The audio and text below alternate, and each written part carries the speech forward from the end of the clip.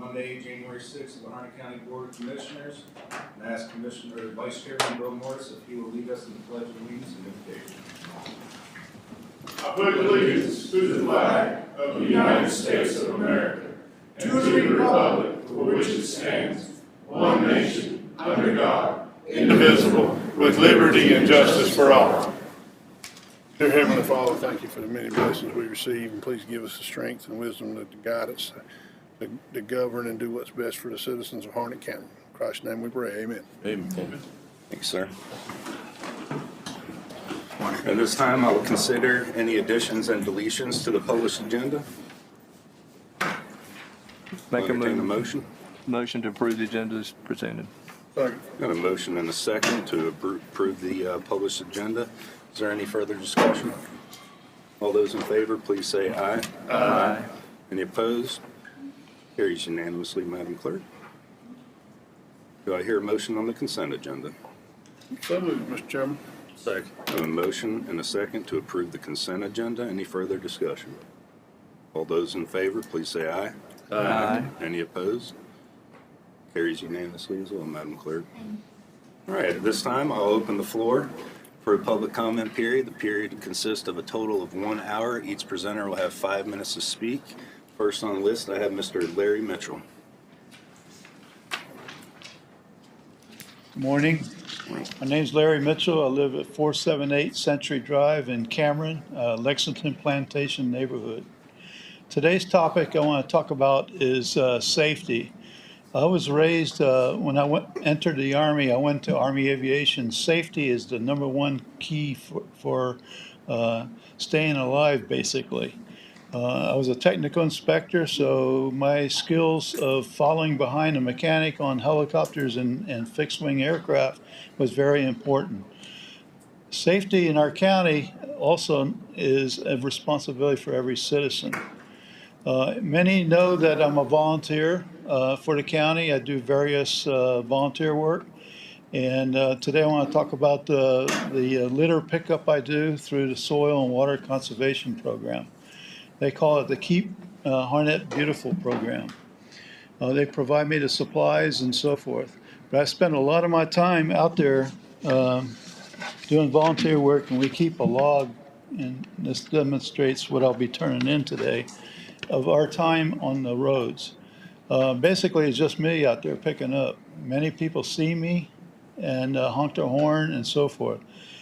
Nursery Road from North Carolina 2487 all the way to North Carolina 27. There's 9 intersections.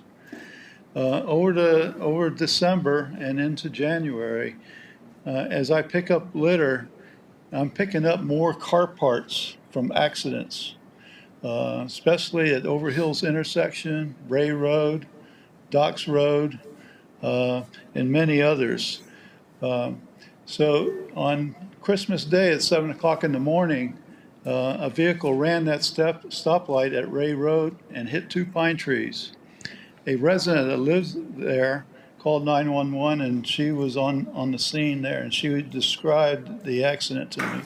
But they ran that red light, ran a stop sign, and there's no skid marks, and ran into those 2 pine trees.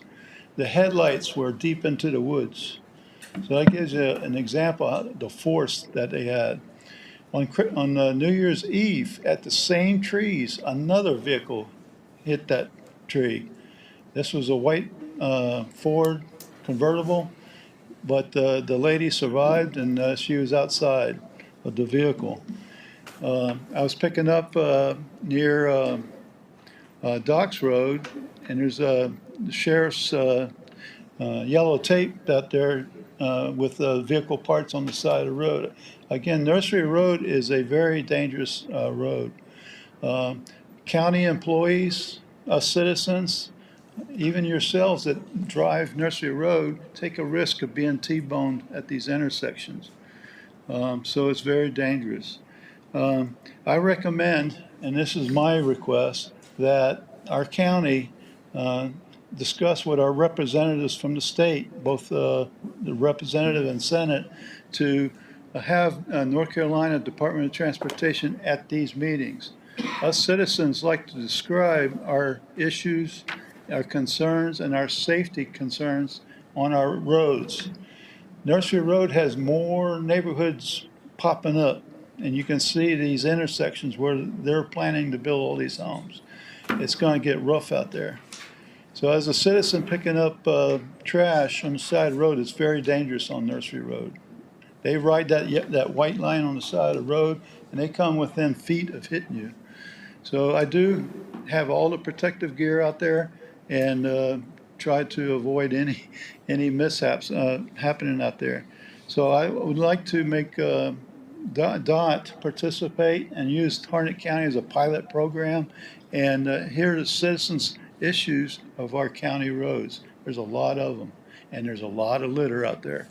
I find beer cans, whiskey bottles empty, so you know what the drivers and their participants in the vehicle are doing on these roads. So please, I'd like to change the red lights and from EMS and fire trucks. Let's change it to blue lights and have our deputies out there enforcing the traffic laws on Nursery Road and all these intersections. And I appreciate the deputies that are out there. They work hard. They have families to go to each day and after each tour of duty. So it's very dangerous out there. I just heard on the news a Detroit police officer was hit and killed. So thank you. Thank you, sir. Tiffany Newman.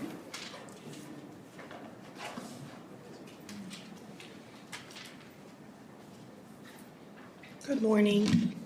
My name is Tiffany Newman. I'm at 425 Van Story Street in Fayetteville, North Carolina. And my topic of discussion today is dealing with the institutionalization of our children in the DSS system.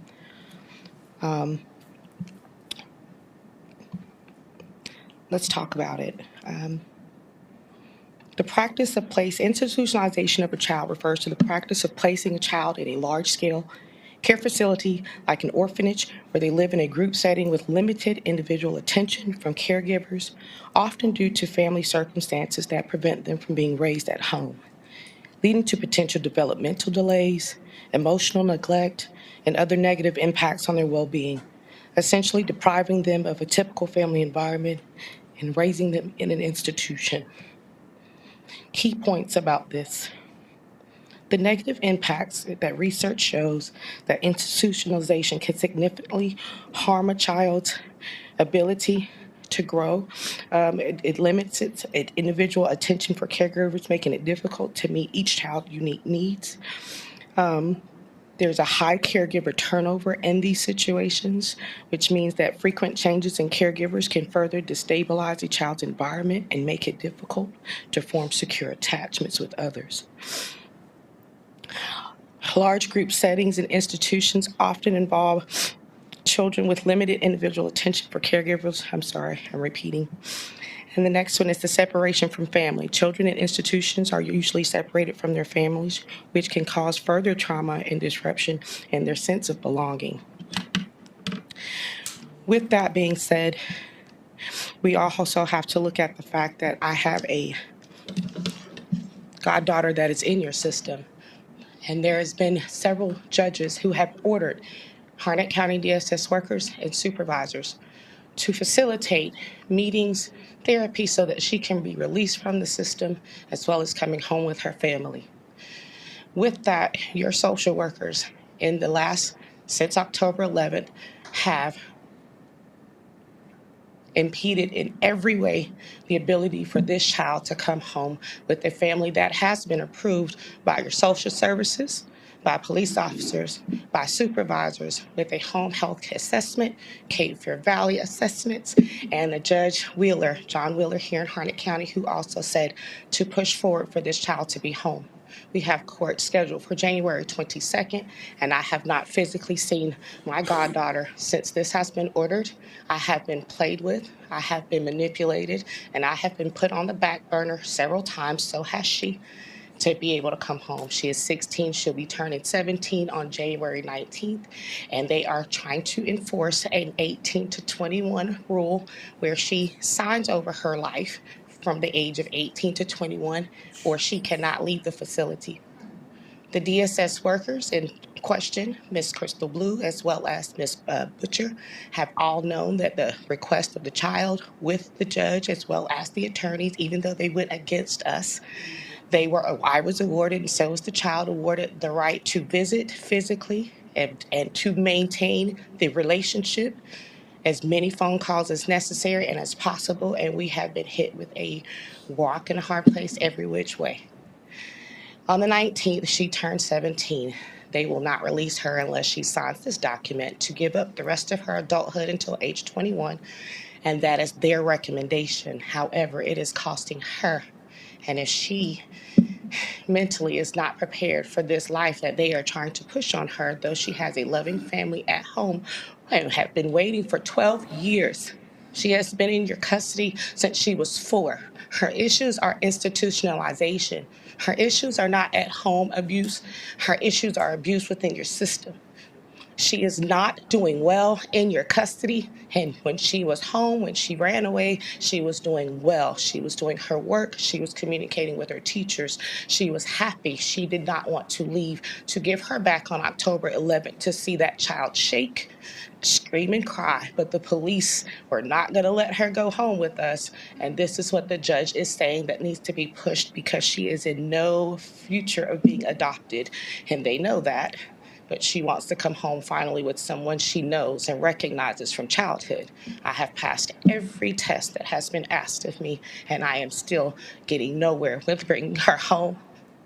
And you all at DSS is trying to keep her, stating that she's mentally not competent to be a child at my house, but she's definitely not getting the treatment and the behavior, the love that she needs in an institution. And if I'm not mistaken, the Constitution of the United States says that an organization and a corporation cannot raise a child. So why is she still there? Thank you.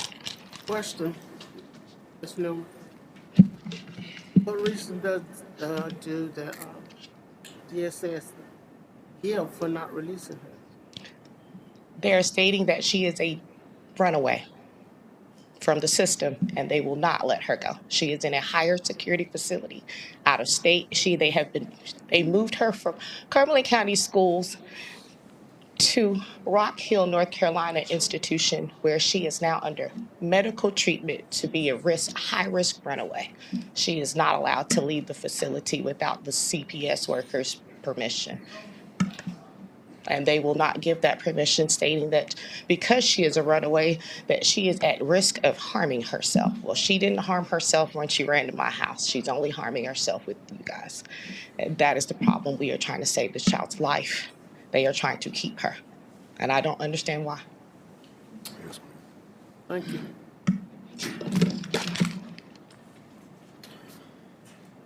Thank you, ma'am. Miss Sarah Lee.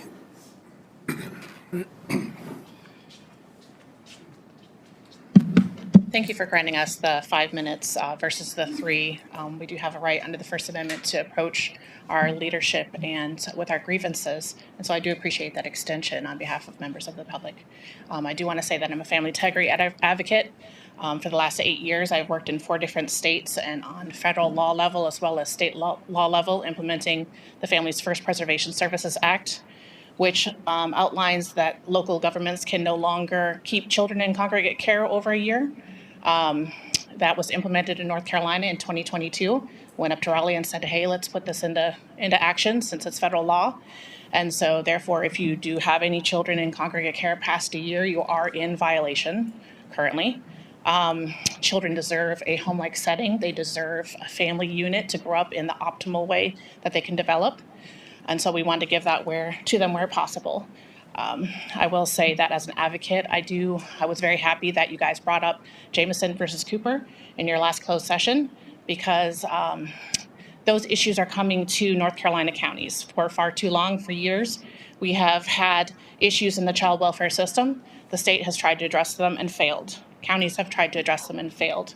to the point of, if you're aware of Hogan v. Cherokee, Cherokee County is bankrupt because of so many lawsuits and their insurance not covering even half these lawsuits' costs because the reason they gave, and people went to jail for this. DSS attorney went to jail, DSS director went to jail, and we don't want to do that in Harnett County. I live here, so let's not do that. But the extent was, it was just that bad. The reasoning that the DSS attorney gave was that this is just the way they've done things all these years. And we can't do that. We can't stand on that. So what I'm suggesting is, I'm not suggesting, I don't want to complain, because complaints just mean that we're just talking with empty words. I want to offer solutions. I've been speaking before county commissioner boards in North Carolina, and I'm asking county commissioner boards to consider the fact that some sort of group needs to be put together with confidentiality statutes, because we're talking about circumstances that need protection, whether it's children being abused or not being abused and still being exposed to the system, which both happens. But it needs to be interested parties, not just government. It needs to be also parents that are going through this, relatives of children that are fit where parents are unfit. It also needs to be your employees, because I'm finding a lot of social workers are not being paid well, they're not being taken care of, their education is severely lacking.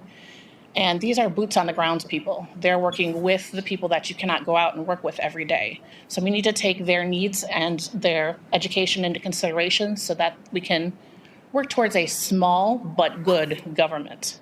I'm willing to give you those suggestions in how to do that. But then you also need to cover topics like addressing the social worker education, addressing the funding itself. There are streams of funding out there to promote services in home where maybe an issue is light enough to address services in home where kids can be safe in their home and services are given. And that allows us to reserve services like foster care and potentially adoption for children in rare circumstances, mind you, that need it. I do know there is a lack of education, but there's also somewhat of an education in there, because I've court watched so far in Harnett County a couple times. And I do see our DSS attorney. He does know some things. He is kind of behind in other things, which I'm gonna be honest, you guys had a suggestion before you to have like a liaison with your legislators, and it was kind of, I think, turned down. Knowing what laws are coming out helps you guys keep update with the laws that are coming out. And so somebody would have probably updated you from that group in regards to the laws that we pass as advocates on a federal level. So I just want to encourage you guys to consider options. Maybe see everything that is available to you to help run this local body of government in a more effective manner. I will say the young lady in this case, particular case that she was speaking of, I'll just call her Alice B, because that's what she's named as a class litigant in Jameson versus Cooper. To have her cling to me personally, as I'm there with her in her court hearing, as a mother, rips me up. Because how do you tell a child, when she tells you her deepest fear is to be locked away and never let out, that she has to go with the people that are telling her that she will be locked away and not let out? And the inability to do anything about that has made many sleepless nights for me as an advocate in the last 8 years, because she's not the only one that this is happening to. And that is unfair. We should not be profiting off of people's pain. We should be doing the best that we can. And absent minor negligence or mistakes or misunderstandings, we need to put our best foot forward. And I'm asking you guys to do that, and I'm offering assistance in doing so. So I will be emailing all of you some information I'd like you to consider as far as suggestions go, because I know that Jameson versus Cooper is going to want some changes and some answers, not necessarily funding. So I'm willing to help make those changes and maybe provide some answers from my perspective as an advocate. Thank you for your time. Thank you, ma'am. Fabian Alexander? Andre? Thank you for having me up here. My name is Fabian Alejandre. I live at 425 Van Story Street in Fayetteville, North Carolina. My topic of discussion is based around the practices of the DSS as Child Protective System.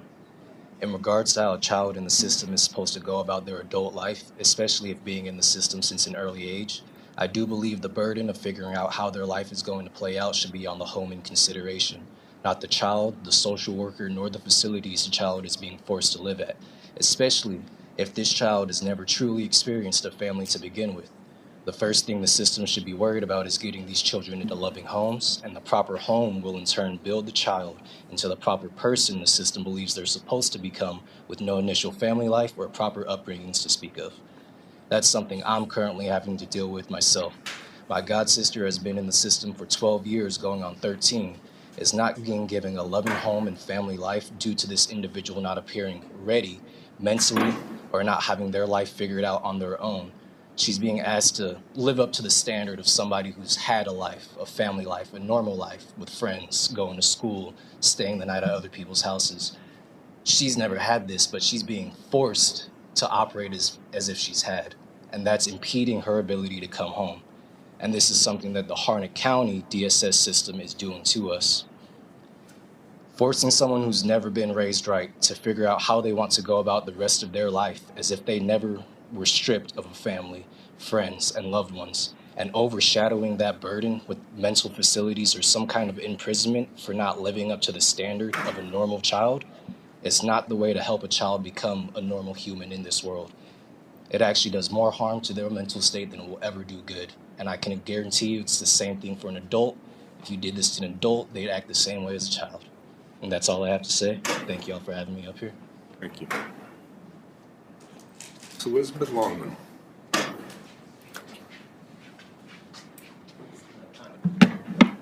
I was going to say Happy New Year, but it doesn't look like it's a happy one.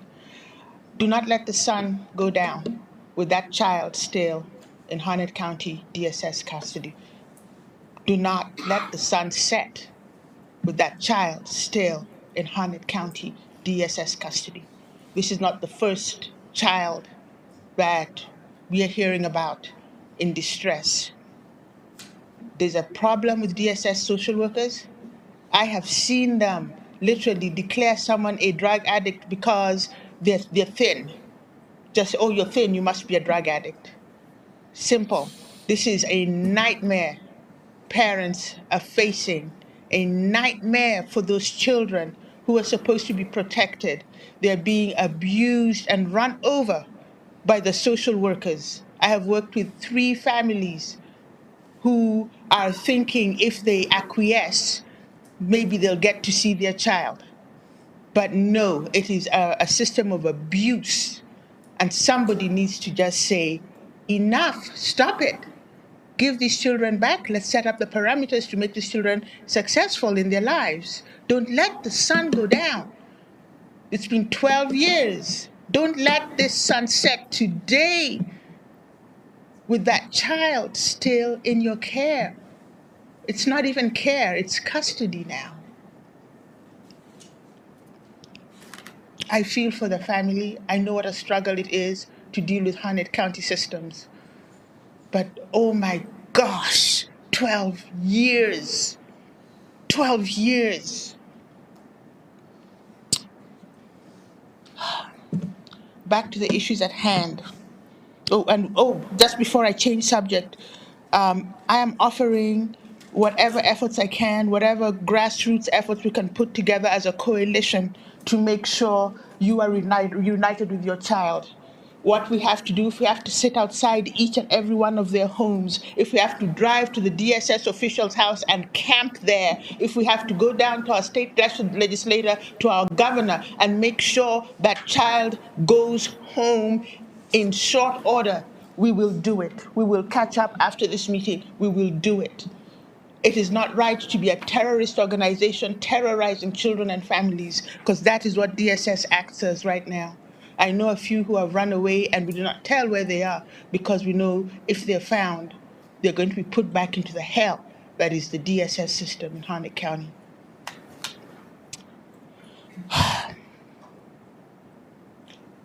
Your legislative priorities, I was able to look at a sheet over there. When it comes to funding for education, there should just be one priority: fund Leandra. Fund Leandra. Tell our state legislators to fund Leandra. They don't need to go and find a solution to come and fund the public schools. Fully fund Leandra. Tell them to make the vote, put in the bill. do what they need to do and fund Leandra. Save this county $4,000 a month by stopping to pay these damn lobbyists who do, excuse my language, who do nothing. Who do nothing. You're throwing $4,000 in the trash can.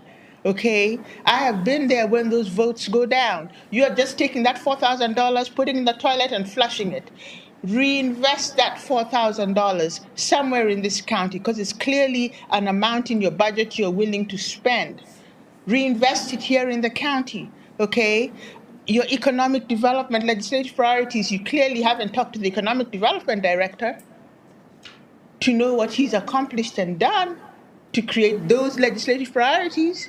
You have priorities that were good 2 years ago. 2 years ago, nothing has really been updated on that sheet for 2 years. This is a lazy report card. This is a report card or a legislative priority sheet from a student who slept the whole time and right before the assignment is due, scribbled something down on paper and hands it in.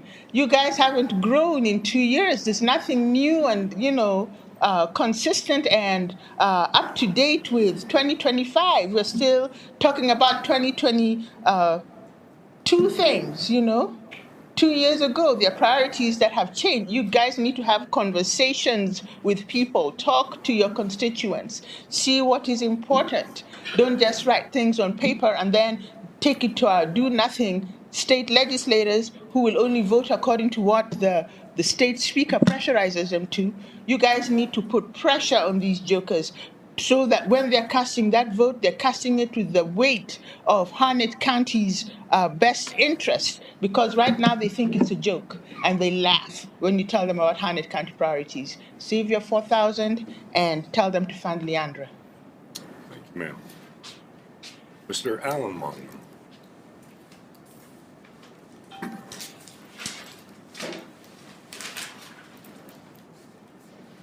Hello, my name is Alan Longman. I am from 234 Hamilton Road in Bond Level. I'd like to say something about, just a little something about what was said about the DSS. Basically, when you compensate institutions for doing the wrong job is part of the problem. We have that with foster care. It doesn't have to be anywhere near as big as it is. And nothing can substitute for a good family. That's proven in psychology. Good family will help people get by in life and grow. So you got to make sure that they know what they're doing, that they're properly trained, and that the law looks for the best for the child, but also makes it easy that they don't want to have, hey, look, it didn't work out. They need to have the best solution for that individual, and they don't have it, and they've been known for decades not to have the right solutions, doing the wrong job. Don't compensate them for doing the wrong job. Compensate them for doing the right job. All right, second is the legislature. What right does the legislature have to take away the people of Harnett County's representation of their own community? This is showing that the legislature has gone way too far, breaking the Constitution, which they took oath of office to abide by. That we have the right in our communities to pick who we want, and then to pick them to have the power to do why we voted for them. This happened after the election and therefore should not be valid. It needs to go to federal court, I believe, first the state, but federal court. And I think that we have to reevaluate all the counties, that somebody who will not respect the voting of the people because nobody says anything about the taking of power and hasn't stood up for their rights. You don't have your rights taken away from you. The third thing I wanted to talk about was education. One, the children are not very safe in the education system. And they need to be directed to where the kids are going to be properly taken care of and they're properly informed when there are problems happening to the children in the school district. They need a safe place to be in, and the school should be a safe place for them. Second, you don't have the alarm systems working correctly for the guns. Why? You paid for an expensive system. I sat there and said it probably wouldn't do any good, but you had the system in, cost you a fortune, and it doesn't work. You could walk in with a gun anytime you want. I walk in with keys, I walk in with everything. Go right through the system. doesn't go off. There's something wrong with the system. And they've known that for months, because I said this at the Board of Education meetings. It's time to sit down there and say, hey, you paid money for this, get it fixed, get it recalibrated, get it done. If you have the system, get your money back, one or the other. Don't let yourself be taken advantage of, and it's not safe for the people working there if this system doesn't work. Okay, third thing, I'm tired of hearing about education systems, a bunch of malarkey. You have Guilford High School rated one of the best schools in the country. It is under the amount of people, course per student, that's very acceptable. If you have a school system that is public, and it is succeeding tremendously, why aren't you using that as a blueprint? Why aren't you bringing this up to the legislature and say, look, we got a system that works. Here we are. This high school works. They're underprivileged people. It's a minority high school. All the excuses you have are there, but they did it. Why can't we do it? We need to be able to do the same thing. You have a template to use. Why aren't you copying what they did? Why aren't you making the same moves that they did? Why do we have the same people in charge of our school system, including the superintendents, over the past years, that haven't moved an iota to bring in a better school system? You need to sit there and say, my kids are worth the education and worth the money to go into it. And you can't be given a choice by the legislature that you have to go to private school. Who the heck can afford private school for more than one kid going to school? You're being insulted, and you need to stand up as parents and say, be responsible for your children's education. They need to compete in the world. Thank you. Thank you, sir. Ms. Rebecca Brock.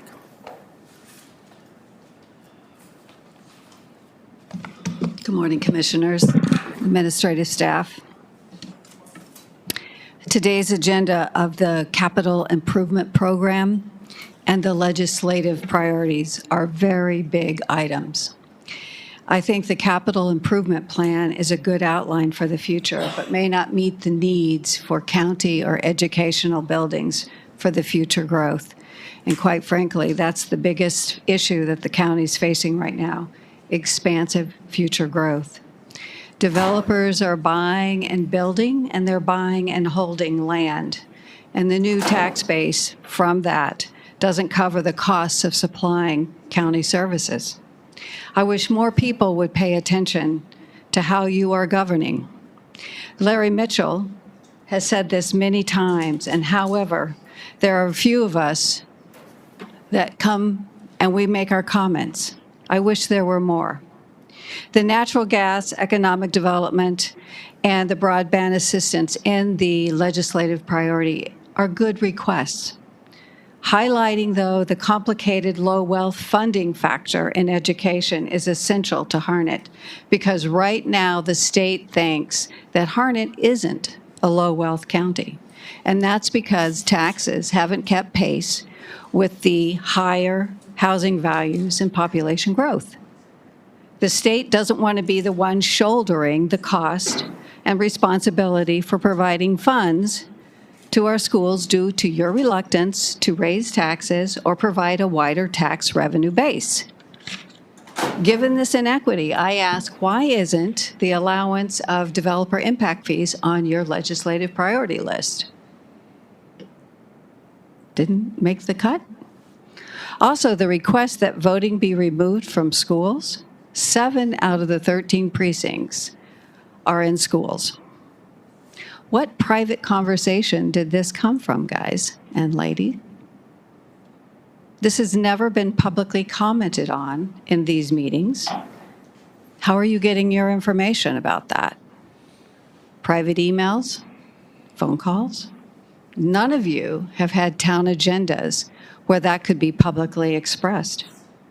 Or is this just a personal agenda to remove voting from schools? I suppose those are constituent requests, should go directly to Bergen, Pike, and Penny, not you. Last I checked, the Board of Elections determines where precincts vote against the state statute, not you. I think you're overstepping your bounds on that request. Thank you. Thank you, ma'am. Mr. Richard Chapman.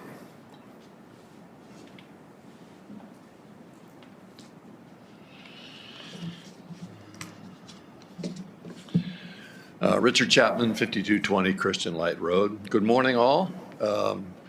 Welcome to 2025. Happy New Year. We've got another chance to get it right, make some progress, help the county. I spent the weekend celebrating my birthday and enjoying NFL football, and so I'm not quite as prepared today as I normally would. Forgive me if I appear to be winging it. But I wanted to talk a little bit about the legislative priorities that you'll be discussing with the delegation later on today at noon. One of the things that I was hoping to see in the packet that I didn't see was a report on last year's legislative priorities, what was accomplished and what was not accomplished. What steps forward did we make? What items fell off the plate? What were started and then dropped? Sort of what we did since we talked to the delegation last year and gave them our list of priorities then. I think that would help if we had some kind of a report as to who did what and with what effect. I think the lobbying firm we recently fired could very well provide an in-depth report along those lines, and they might be willing to do it on an ad hoc basis, even though they're not going to continue in county service. Even if they're not willing to do it, I think it ought to be an annual policy that every time we list our legislative priorities, we also have a report to the electorate on what we accomplished and what we're looking forward to. As to the priorities themselves, I think it's an okay rough draft. There are some errors in there. There are many generalities, some unfounded assertions. And one of the things that it lacks, most particular, are specifics. I'm not your state senator or state representative, but if I were and I were looking at this document, I would throw most of it away because it didn't ask for me to do something specific that I could take to the General Assembly with. The one exception to that is in regard to Senate Bill 382, which you specifically ask for a new law to repeal at least the downzoning portion of that legislation. Senate Bill 382 was horrible legislation for a lot of reasons, but in that reference to the downzoning limits that will affect our county, that should specifically be addressed, and you have addressed it. So thank you for that. I would like to hope that you would ask the delegates this morning specifically why they all voted for it, knowing that it was going to harm Harnett County. What their position is now on repealing that portion of the bill and what steps they will pledge to take in order to bring that about.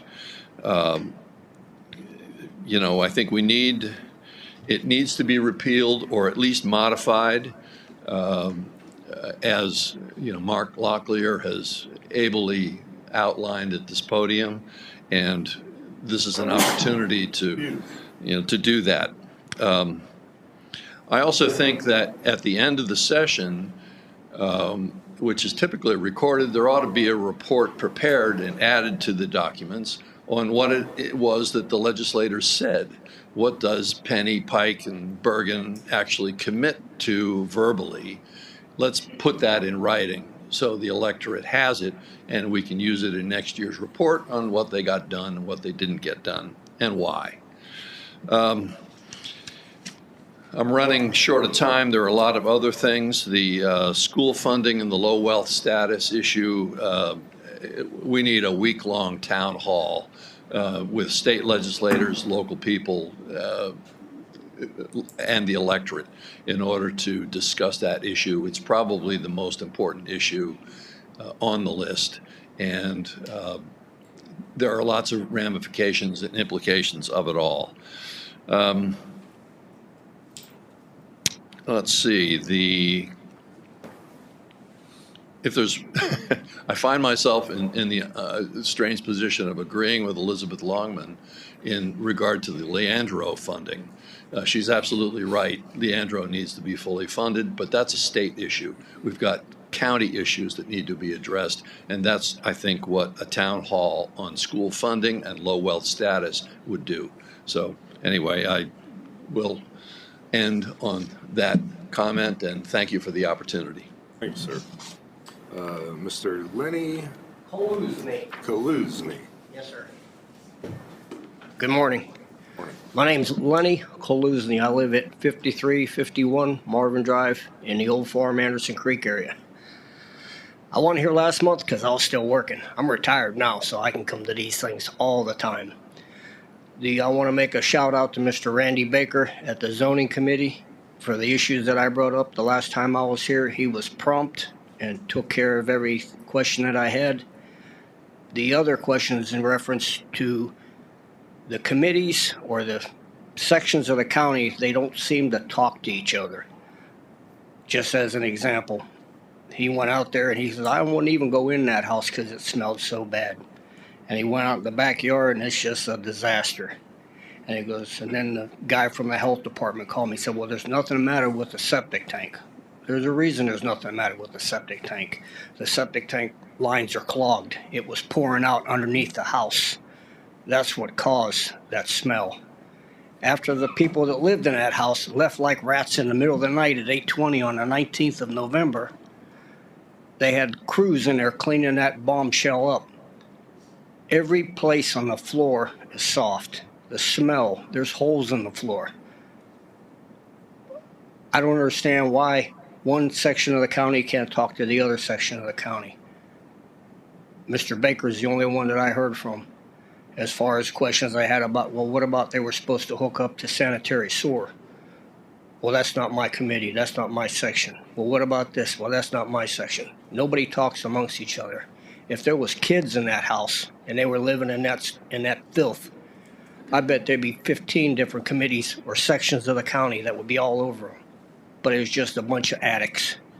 And I guess nobody cares about the addicts. But this has been an ongoing fight for me for the last 5 or 10 years with the stuff that I've had to deal with. You know, I just wanted to say thanks to Mr. Baker, but the rest of them I haven't heard anything from. And I wanted to add on to the gentleman here to my left. A friend of mine lives in the community right there off of Nursery Road and Mule Black. And he says he has to take his life in his hand, him and his family, when they leave that place, depend upon the time of the day. Because the way people drive on Nursery Road, and I don't know what the fix would be, but a little more police presence, you know, education don't help. People are just stupid. And they don't care. They're looking at their phone. They're doing everything else but paying attention or thinking about what kind of harm they're going to do when they smash into somebody. And, yeah, and I'm retired now, so I got plenty of time. And I can find things to keep me busy. And I'll end it at that. That's my 2 cents here. I'm going to step off my soapbox. Thank you, sir. All right. Sir, is your name Robert? It's me. You wanted to speak as well? I would like to. Yes, sir. All right. Good morning, ladies and gentlemen. My name is Robert Elliott. I'm a U.S. Marine Corps veteran. I'm a resident at 160 Brookstone Drive in the western part of the county. I am a small business owner. I am a farmer. I'm the executive director and the founder of the Veterans Farm of North Carolina that I brought to Harnett County about 3 years ago. What the Veterans Farm of North Carolina is an agricultural training program for military veterans transitioning out of Fort Liberty and or for veterans that are already out around the world. And it is to help veterans become farmers on their own and give them purpose after they get out of the military. Furthermore, the Veterans Farm is also a suicide prevention program for military veterans, and to date, we have had 7 that we have had come forward and tell us that if it were not for the farm and it were not for the program that we have and administer, they would not be here today. So we put 7 wins on the board. The reason I'm here today is because of development issues that I have been coming into. I am not a developer. I am not developing land. I am a landowner. Where the farm is, and we are trying to get 5 donated tiny homes from Purple Heart Homes from Statesville, North Carolina, put onto the property for veterans to stay while they are attending programs or if a veteran is in need. These are tiny homes, they're 10 feet by 30. We have been trying to work with Harnett County Development for the last 8 months, and we are still where we started because they are treating it as though it is a development because it is 5 homes. Furthermore, the county is violating General Statute 160D-903, which shows bona fide use of farms by only requiring a Schedule F when there are other options that they can take to say that that person is a bona fide farm owner. That is a clear violation of General Statute and Harnett County ordinance. So county attorney might want to take a look at that one. The reason for that statute and bona fide farms for farmers is to help them if they want to develop their property for farm agricultural use. If they cannot be considered a bona fide farm, they have to pay the permits for every little thing they need to build on the farm, the barn, so forth, so on. So what I am asking for is for county to intervene and help me get an exemption for these 5 little tiny homes we're trying to do, and not cost the donor who's bringing these homes to Harnett County exorbitant amounts of money. They've already had to pay for the addresses, and now they want to change the addresses again, from what I understand, which costs money to the donor. We are in jeopardy of losing this infrastructural resource that we can put into this county if we can't get anything to go forward. And we have had roadblock after roadblock with development. So if y'all can help us, I sure would appreciate it. Thank you. We'll get with you. All right, this time I'll now close the floor for public comment period. Could I say something? Yes, ma'am. I'm a person, I'm gonna tell you what I think, and I hope it's not out of order. But when we talk about what the state legislature is doing and how they are voting on issues that affect our lives, that's all of us. Because we pay state taxes and we pay county taxes. Now, a lot of citizens come up here and say, the commissioners need to do this and commissioners need to do that as far as our legislative priorities. I'm gonna lobby on our legislative priorities. But I asked you as citizens, you need to let these representatives that represent Harnett County and the other counties know how you feel when these votes come up and when they're voting on things and not thinking about how it's going to affect you and your welfare of your family. I asked you, please, when they don't hear from you, they have no reason to consider you. So let us all take the responsibility of addressing issues that affect our lives, just not the commissioners, because it affects you personally too. I cannot believe what they have put in House Bill 382. And it's been on the media, it's been on the TV, it's been in the newspaper, everywhere, for months. And nobody said anything until it was passed. And then we come up here and lobby. We have no control over them. Only control we have is our voice. But if we had your voice, it would be a lot more powerful. Thank you.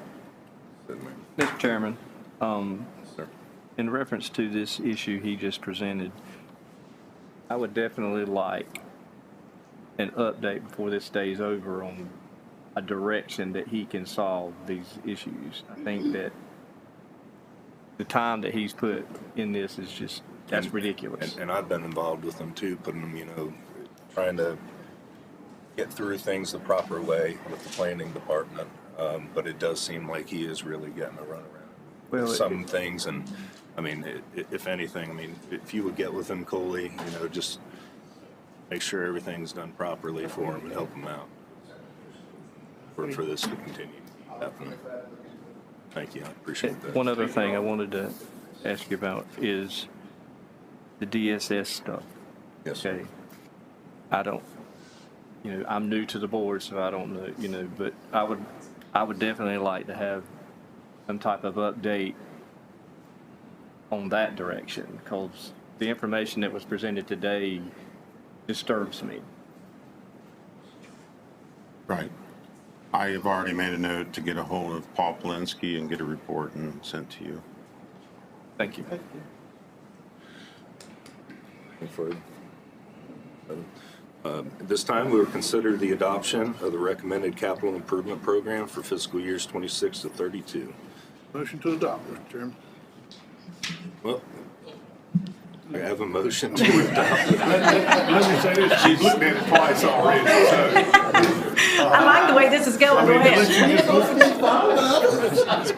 just won't present it again. I would second the motion. All right, I have a motion and a second to go ahead and adopt the recommended county improvement program. Is there any further discussion? Hearing no further discussion, all those in favor, please say aye. Aye. Any opposed? Carried unanimously, Madam Clerk. Thank you. County Manager's Report, Mr. Trout. Thank you, Chairman. Thank you, Lisa, for all the work. Thank you, Board, for the consideration and approval of the capital improvement plan. We look forward to bringing those projects forward and to completion. My first item I wanted to report on was, it was mentioned a few meetings ago about the possibility of a transit study being done for the Fampo area. Happy to report that through contacts Development Services made, Fampo has agreed to include that in their work plan for FY 2026. So assuming their work plan is approved and that's in there in the final approved plan, we'll be able to have a study done in 2026 on transit issues for the southern part of the county. Also like to report that Kimberly Van Beck has been hired as the new library director. She will start on January 16th. She's currently our branch manager in Dunn, and so she'll be moving over from the branch manager position in Dunn to be the director of the library system, and then we'll look to replace the Dunn director. I need a motion to approve the tax rebates, refunds, and releases as requested by the tax administrator. So moved. Motion in a few seconds. Any further discussion on approving the refunds, rebates, and releases by the tax administrator? All those in favor, please say aye. Aye. Any opposed? Carries unanimously, Madam Clerk. New business. You would, Mr. Larry? Good morning. Morning. I'm asking to get approval to receive our annual EMPG grant. That is our Emergency Management Performance Grant. This grant assists us in running the EM program. Typically, we purchase equipment with it, software products. A good example is we pay for our reverse 911 system out of these funding. It is $35,000 for the baseline this year, and we do have an in-kind match, and we match that basically with our salaries that we already pay. There is no additional funding required. Do I hear a motion for approval? So moved. A motion and a second to approve the EMPG for emergency management. Is there any further discussion? All those in favor, please say aye. Aye. Any opposed? Carries unanimously, Madam Clerk. Thank you. Discuss the request to waive special use permit fees for the animal shelter. Who would like to handle that one? I'll take care of that. So we continue to move forward with our effort to build our animal shelter. The piece of property that we have a contract on, in order to build the animal shelter there, we have to request a special use permit. We are set to go before the Board of Adjustments on January 13th, 2025. What I'm putting there is rather than paying ourselves for something we're going to do, just request a waiver of those fees for that process. Once we get to the time where we're looking at building permits and we know how much that will be, we'll bring that one forward. But for right now, just the fee that's required in order to have a special use permit considered. County attorney and I will be presenting that request on the 13th at the meeting. Question, have we already purchased the land? It is under contract with the contingency that we get the special use permit approved. Once that's approved, then we'll be able to move forward to finalize the purchase. Sounds good. Mr. Chairman. Yes, sir. I make a motion that we waive the special or conditional use permit for this and also waive permit fees when the time comes. Second. A motion and a second to waive the special permit fees for the animal shelter and adoption center, as well as future permit fees required. Is there any further discussion? All those in favor, please say aye. Aye. Any opposed? Carries unanimously. Third, discuss a request to approve budget amendment for the Magnolia School roof repair. I got that. Chairman and board, currently the I-95, I-40 Alliance is in the middle of doing a construction project at the old Magnolia School in order to turn it into a workforce development center. The board previously approved giving a $5 million grant to that organization in order to complete the renovation. When this is complete, they'll lease the school from us in order to run that facility. We'll retain the ownership of the operation once it's all complete. An item was identified as construction continued was that the roof was leaking. We pursued the option of utilizing our warranty. In order to complete the warranty work, we were looking at a little over $86,000 in order to get the repair work done. Also, what we also found out was for a price of just under $200,000, we could have a new roof put on. In negotiations with the Alliance, we agreed that they would cover half and we would cover half. And so I need to make an amendment to the funding that we're providing them of $100,000 in order to pay our half of the new roof. They currently have a stop work on their project until the roof is replaced, and so we need to get this done as soon as possible. That's why I went ahead and brought it to you today. I make a motion to approve. Second. A motion and a second to approve, I guess, a budget amendment for the Magnolia School roof repair. Is there any further discussion? All those in favor, please say aye. Aye. Any opposed? Carries unanimously as well, Madam Clerk. Discuss a request to approve the updated legislative priorities for 2025. So, Mr. Chairman, you have the two documents that we would look to ask the board to approve today. The legislative priorities, it was mentioned that not much has changed, and I think a lot of that, I want to say, is related to what type of work the legislature took up last year. They had a very short session, very little actual laws were adopted during that session. A lot of the funding issues that we brought forward to them never saw the light of day because the decisions that they made not to approve any amendments to their budget, limiting our ability to pursue some of these projects that we wanted to see. Not to mention, many of the items that related to the language things that we mentioned were not addressed as well. So it was a very limited action that was conducted by the legislature during the last session. So for that purpose, I feel like they are right for you to put them back on the agenda for consideration because little action or any was occurred the last time. So with that, that's the language. Now it does include, as was mentioned, the repeal of 382. We've had some discussions with the legislature, some members, and I hope today they'll express that as well, that they're willing to work with us on the repeal of 382 related to the down zoning issues. So I'm encouraged by that. In addition, there were discussions early in the session about working to fix the low wealth issue related to funding for the schools, and a promise that they had actually submitted language within a bill that would have fixed that issue, but that bill never saw the light of day because of the issues that they had by not amending the budget. I think that we will continue to see You know, the concerns that were related to the school locations that was discussed in the past, within the last year and a half, it's even been taken to the Board of Elections about the possibility of us not having voting locations in the school. It may appear as a new issue to some, but it is an issue that I've been having discussions with board members for the last 2 years as something that we would like to see changed. So that's why it's included. In addition to continuing to try and work on improving systems that count and submit our absentee ballots and provisional ballots in a faster method in order to allow us to certify the elections in the proper time frame. So that's kind of a summary in my mind as to where we're at with these priorities.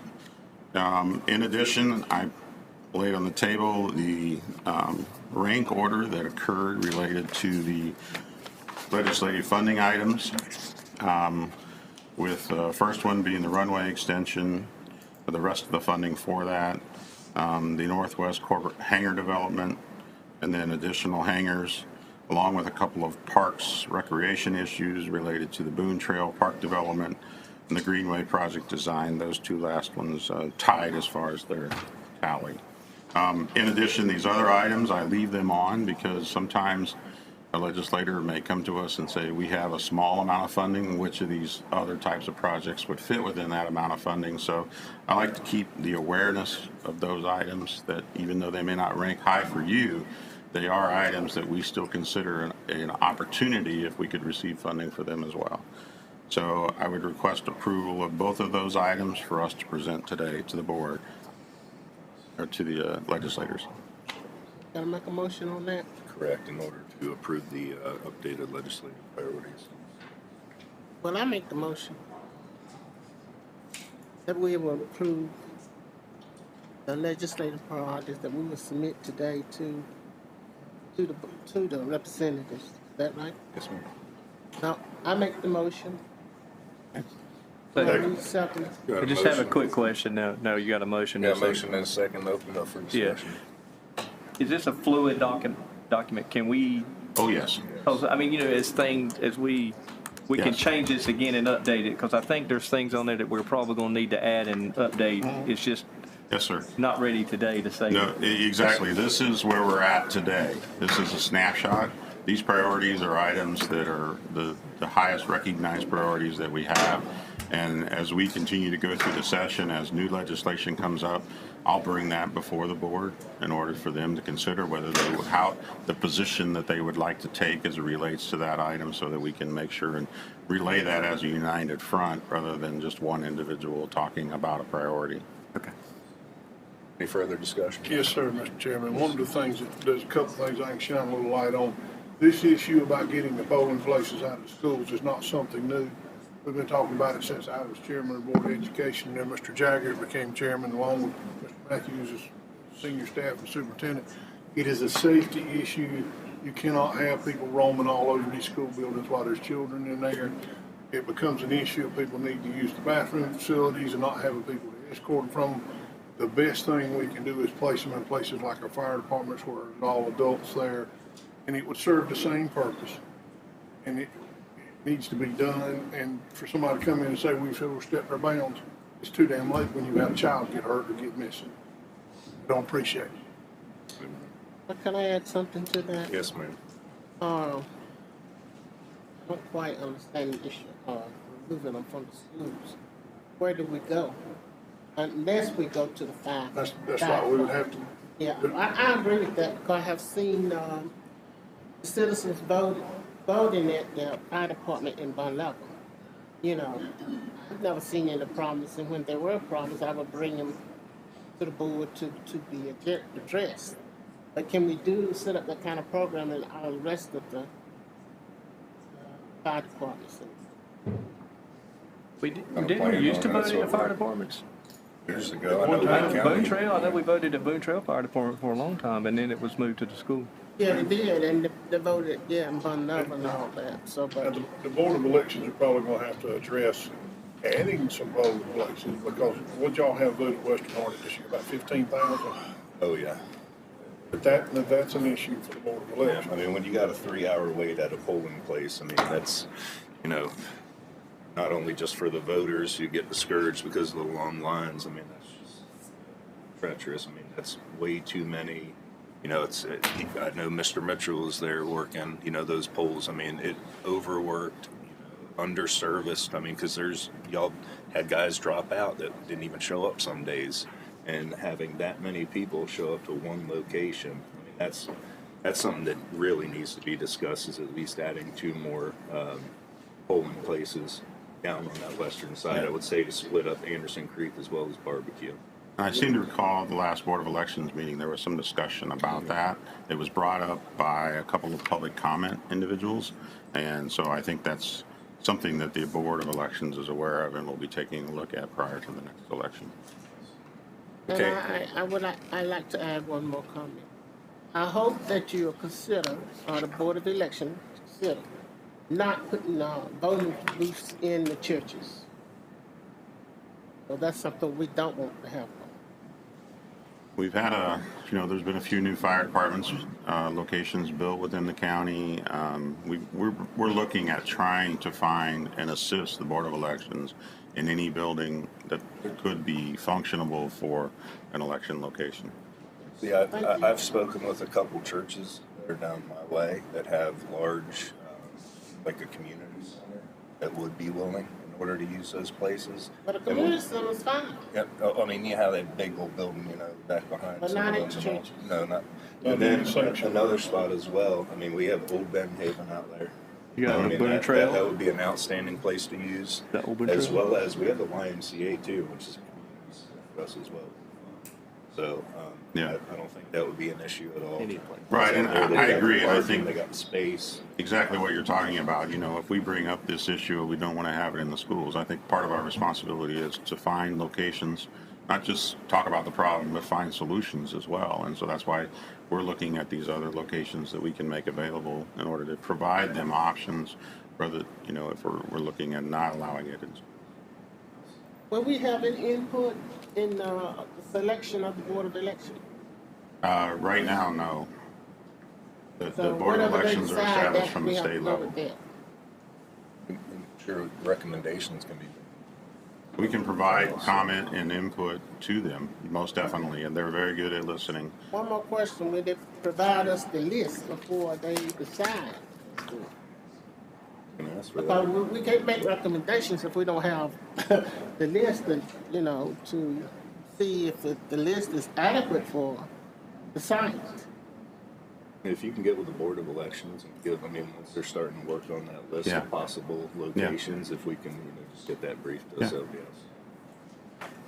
Is there any further discussion? I had a motion and a second to approve the updated legislative priorities. All those in favor, please say aye. Aye. Any opposed? Carries unanimously, Madam Clerk.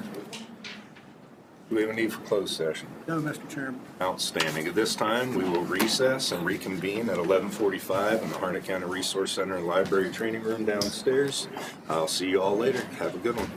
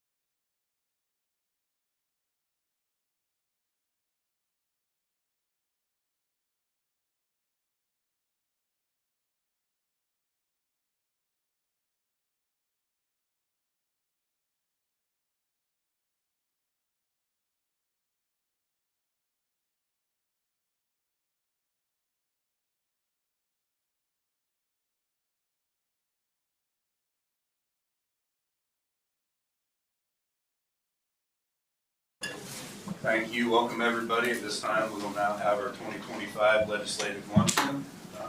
Mr. Trout, you want to go ahead and do the honors? Thank you, Chairman.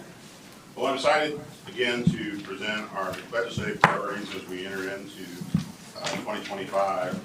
As you review this document, you'll see that there are many things that are carryovers from the last year. We have continued work that needs to be done in those areas. Really, we have three main areas that we look at. Economic development, and it has three subsets. That is natural gas, creation of development sites, buildings, and parks, and then access to broadband.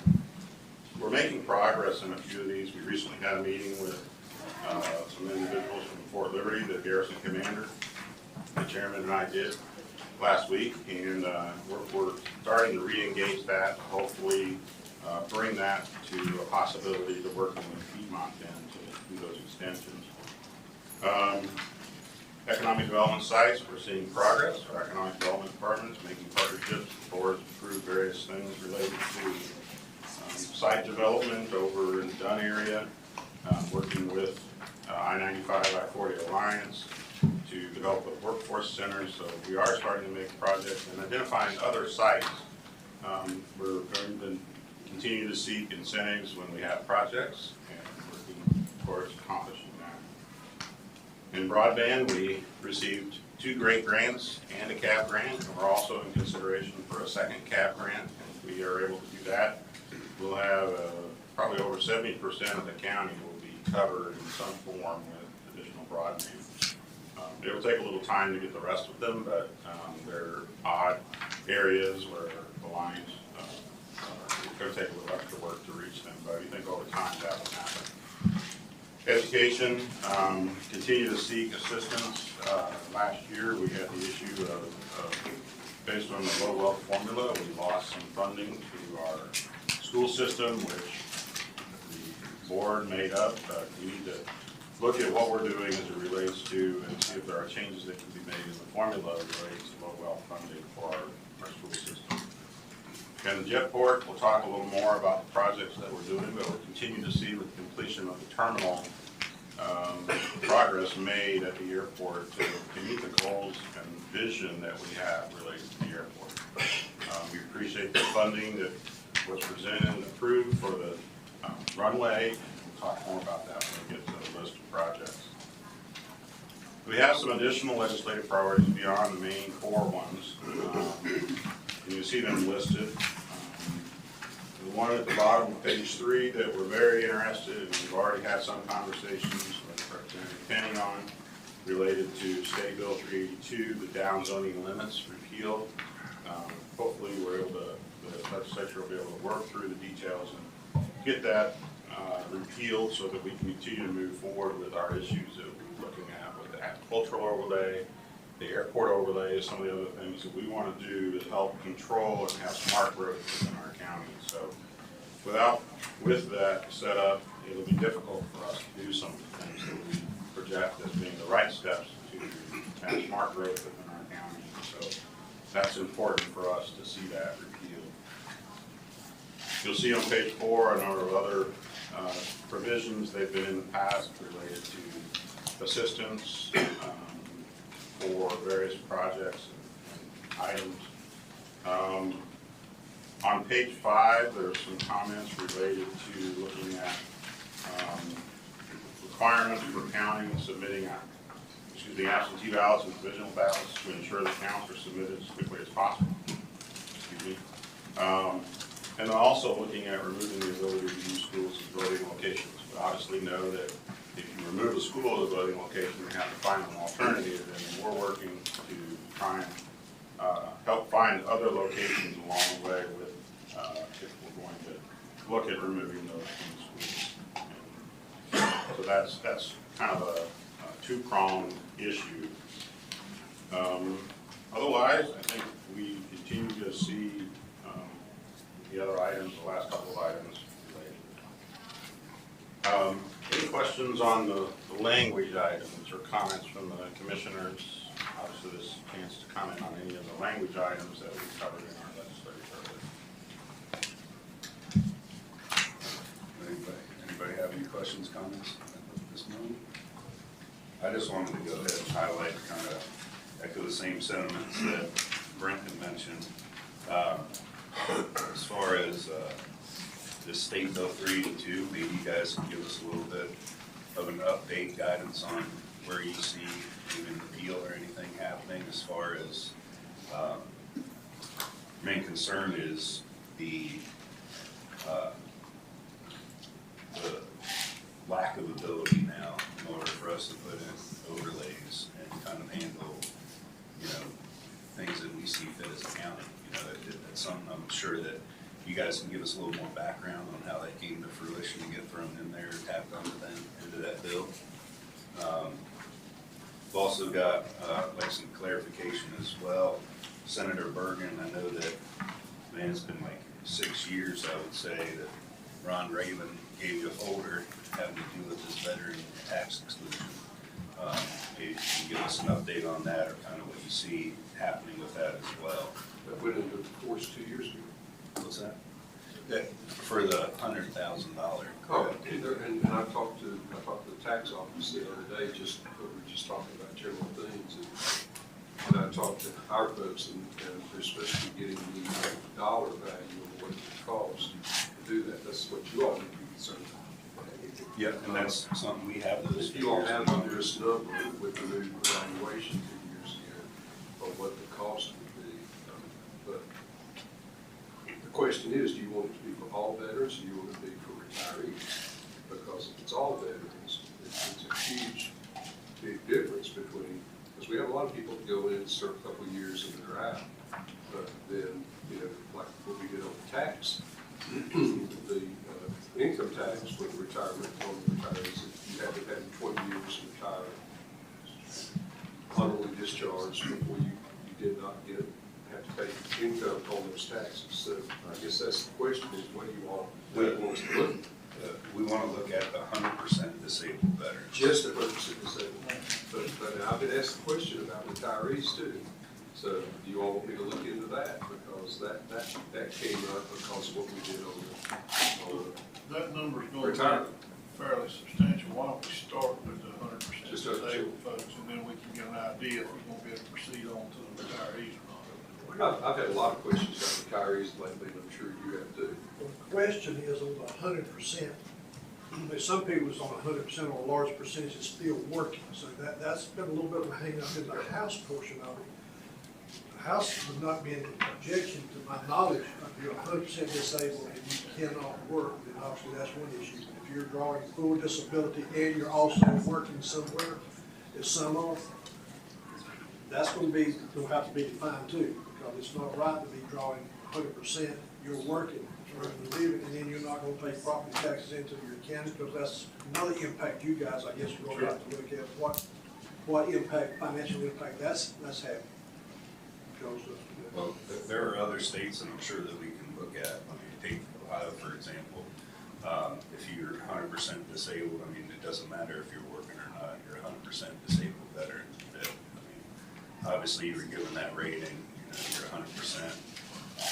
Had some service to your country that gives you disabilities. I think that's where we need to be looking. Well, if I may voice the opinion of what I think, I'm not against the veterans getting a tax break, whatever you want to call it. But to me, what I see is that the seniors are far more behind. And if I feel that if we're going to do it for the veterans, we should look at some kind of a break for seniors. For most seniors don't draw anything for Social Security. And I do realize, because I have been looking into this some time now. In fact, Representative Kennedy, I called him to get my information and verify my information. That is going to be a huge lump of revenue from this county. So I think that we need to start thinking about how we're going to recruit the revenue, because this is a growing county now. People are coming in here by leaps and bounds. houses are being built under, it's not gonna offset that 100% that taxes for the veteran. Now, don't get me wrong, my brother spent 27 years in the military. So I'm all for the military. Any relief that you can give for the veterans. But I do think that we should look at the seniors too. County. We here in Hunter County don't provide anything for the seniors. $5,000, Jim Representative Bergen. Well, you know, I know you don't know. Cause I think it happened under you when I was first serving on the board. We gave that $5,000 exemption for the senior centers, where they didn't have to beg and apply for it every year. You know, so we do nothing for them. But I'm not, don't get me wrong, I'm not against the veteran tax relief if that's what you want to do, but you should consider both sides of the issue. But it's just like when we did the military retirement tax relief. It wasn't, I mean, as soon as I introduced the bill and as soon as it went through committee and got a vote, then the state and federal workers all came and said, we need to be the same prerogative. And so that's what happens. When you do one thing, then everybody else wants you to do the same thing, and then that puts you all in a situation where you're going to have to raise property taxes. And the easiest way to get out of office is to raise property taxes significantly. And so, I mean, I always tell people, be careful what you ask for, and let us do stuff incrementally so that we can do it in small steps rather than, so, and Howard brought up a great point. Because I've heard that same discussion is, with the current way they do post-traumatic stress and some other things in the military, there's a lot of people that are coming out that are successfully, fully employed doing something else that are on 100% the same disability. And that raises that. And I don't disagree that they were exposed. I've had this conversation in Washington many times about I think we do a terrible job when we bring young men and women back of untraining them for the stuff that we trained them to do, to kill people, blow people up, and do all of that. And then we bring them back and just put them back with their families and don't help them get over those struggles, and then they end up struggling with it. And we have situations like we just had. I mean, if you read the cases on these two men that were involved in this New Year's Eve, New Year's Eve, New Year's Day event, it's textbook, a combination of the results of them being trained to do stuff, being put in the environment to do it, coming back. One of them was radicalized, the other one wasn't, but he had a lot, according to his girlfriend and his wife, had numerous mental health issues, and we didn't address it. And you all know that I'm passionate about mental health, and every time I talk to veterans groups, or in fact, I've been in Washington in a few weeks talking about some of this stuff. And we've got to get a handle on that more than anything on how we deal with it. But you would know better than me, but I'm told that everybody that's coming out of the military, they tell them to check post-traumatic stress on their exit, whatever, the exit interview and the exit checklist that they do. Because, sometime in their life, they're probably going to have it because of their service. Did I say anything that's wrong in any of that? No, I mean, it's, I don't know as far as, when they're getting out, I mean, what they're doing nowadays. That wasn't, the case, but I mean, typically you have to go through, especially with the VA, evaluations, and whatnot. But I mean, yeah, I agree with you. There are guys, I'm 100% disabled. I have PTSD as one of my qualifiers, and I'll put out a little personal information, but I also have a degenerative nerve disease that people can't look at or look that I have implants. And I mean, I function, I would say, pretty well for being 100% disabled as well. But I know there's a lot of other guys out there that are in my same shoes. So, but yeah, if this is the one little step that you can start making, I would greatly appreciate what I'm starting to do. The 5 of you commissioners, the county manager, your financial officer, you're the ones going to have to determine if you can afford to do what you're asking for, on the impact of your revenue coming into the county. So you don't have to raise taxes, and so that's lots of them asking to raise taxes, particularly after you just cut taxes. Your low wealth funding formula, if y'all had not reduced it the amount you did, then you would have got more millions of dollars that would not put you in the position of the low wealth funding formula. So there's always unintended consequences when you ask a legislator to write a bill. It's going to be written by an attorney. And the question you asked about Senate Bill 382, I think that's the number on this. That was one of the unintended consequences. Now, to address that one, Representative Jay Adams is going to be a primary. I'm going to be a primary to repeal that. But we've got to get back in the building. We're going to be back Wednesday to take the oath. We're not going back to the 29th of January to go into session. I believe it's the 29th. So it's going to be after that. So I think some things happen as soon as the stroke of midnight in January 1 gets here. But our intention is it's going to take the Senate and the House both to move it forward to repeal that portion of it. So we're going to work on that. I can't guarantee it's going to happen because it takes both chambers, because it was a Senate bill, so I guess it's got to originate in the Senate first. But we're going to run a bill in the House to repeal it. There's another similar issue, Brent, was the 1,000 GPM issue related to 382? No, it was separate. It wasn't in 382. There's a bill, I guess, out there where if the standards are being raised for fire suppression for a subdivision of being from 500 to 1,000 GPM. Yep. If that is successfully put in place, we'll have to build a water tank on every little knoll or high spot around it. And if there's any way to kill that, Or delay it. Delay it. I went to the fire, I had Grace, my LA, to go to send an email. I think you told me about it. So we sent an email over to the fire marshal to ask about that, and I don't remember the response, but we've asked for that to be delayed until we do. So that does not come, because again, particularly in rural counties.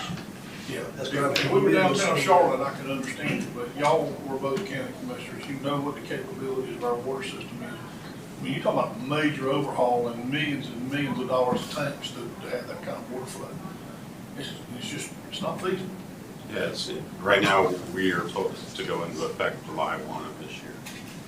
So there is a little bit of time, hopefully, to craft some legislation to delay it even further or modify it. Kick it down the road, do something. Like 2070. So while we're talking about zoning and all that, I've been getting a lot of requests to do away with the whole ETJ issue and just say the towns, they can't enforce things in an ETJ. Having been a member of the ETJ for the town of Irwin, why should I be regulated by them and I can't vote for the people who are regulated? Either give me a vote in the town election or do away with the ETJ. So you all, that's just what we need to know, because we can do that for Harney County. Do you all want us to do away with the ETJs? I just want to, I can't say that because I don't know how that's going to benefit us as initial challenge. Because under the ETJ, any development that's done in those little small municipality towns, it would come from those towns. And that means that we would have to take on it from the town area as well as from the county area. Is that not right?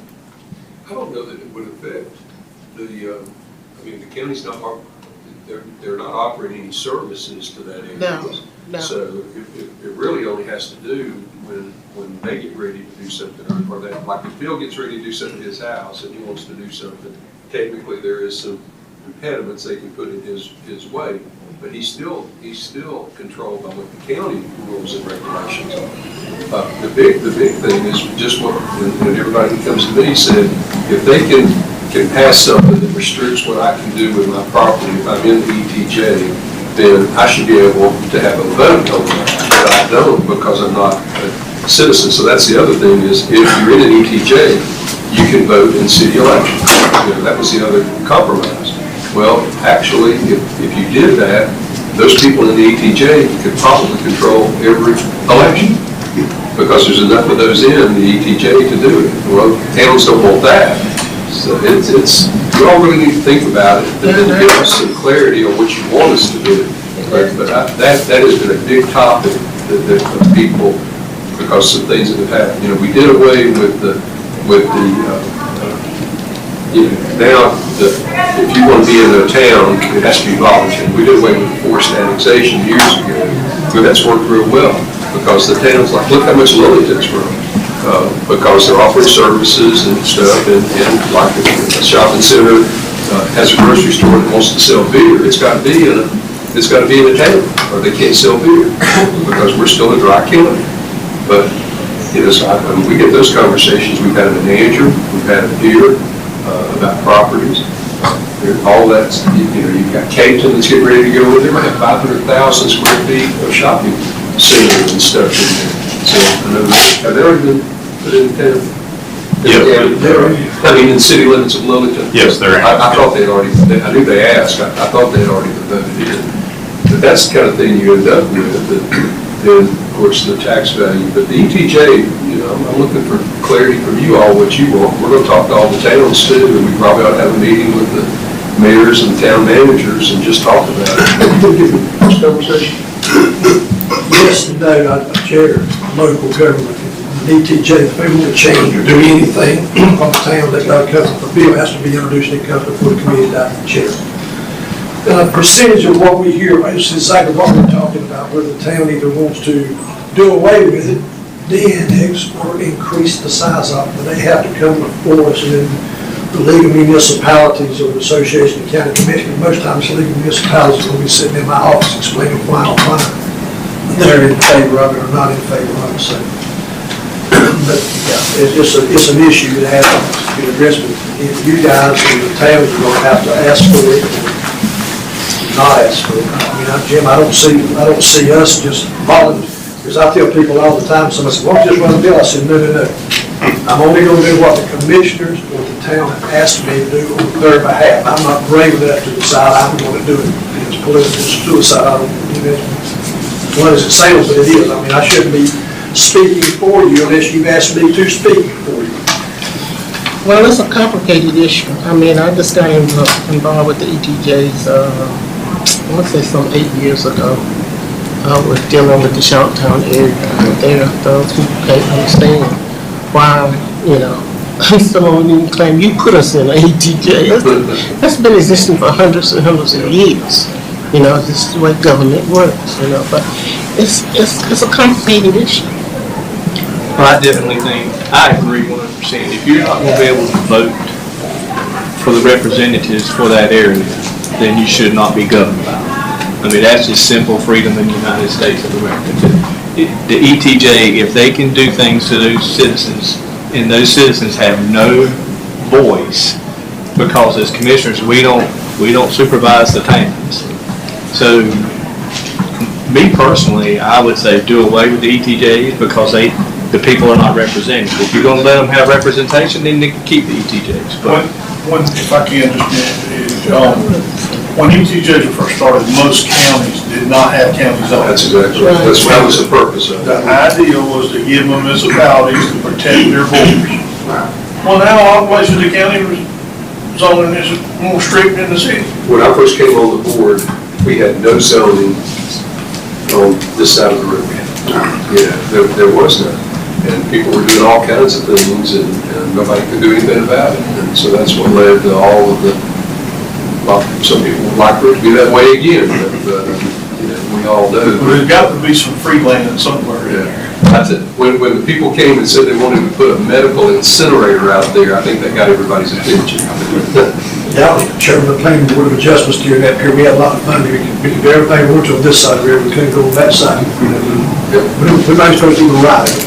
So that was because of Wild West, anything and everything could go.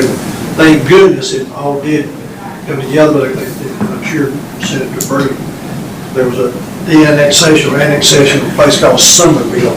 That's I'm glad you brought it up. About 1,000 acres. That's and why so this is here. that is brought up. That was really popular or unpopular depending on which side you were on. So we got lobbied relentlessly on that, but it was 1,000 acres. And it was farmland, but the little town of Somerville was large, older homes with large lots that they didn't want mixed-use housing and condos and they didn't want any of that, but the developer was going to set a lot of common area places, parks and all. It made sense, but be careful what you ask for. But I mean, it did pass, but the only way they got it passed was they tacked it on to another bill to do with Holly Springs. The only reason I voted for it because my representative in, that area of Wake County and what they were asking for the Holly Springs area of southern Wake County needed it. But if that bill did not pass, then that happens, we call it catfishing a bill. You'll get things stuck onto another bill and it puts you between a rock and a hard place because there's a lot of good things you want and there's bad things you don't. 382, what you're asking about. As I say, everything but the kitchen sink was put in that thing, 131 pages, and we had about 45 minutes to try to read it and vote on it. That's poor governance. I don't care what your policy is, just poor governance. I've read into it enough to know that y'all are going to rock and a hard place on this thing because the bulk of that bill was a Western North Carolina leaf bill that those people desperately need. And it gets loaded up with hijacked with this and that and the other, but the good thing is you are taking a bull by the horn to get up to get the field. So we're going to work on that. Of course, obviously, as y'all know, we'll have new leadership. The Senate leadership remains the same, but the House leadership is a major change there. So we're looking forward with great anticipation to see if we can, if maybe we can do some things we've not been able to do for a while. And I'll be as nice as I can. It's all Joe's fault. Yeah. I apologize, folks, had some issues, but he showed up late, and I have to leave early. But other than that, I'm here. Time management. Thanks for doing this. So, based on that discussion, I wanted to go through the next thing, which is our project funding request for the 2025 legislative session. The first one is still our number one priority and has been for the last 2 years, is our funding for our jet bridge. We received a $15.6 million grant 2 sessions ago to assist us with the construction. The first thing that I need to do is get with Representative Penny. The legislation where that was approved was under the Transportation Reserve Fund, and we've received notice that funding has to be spent by October of 2025, unless we receive legislative action in order to extend that deadline. So we'd like to work with you to submit the legislation necessary to get it to extend to 2027 if at all possible.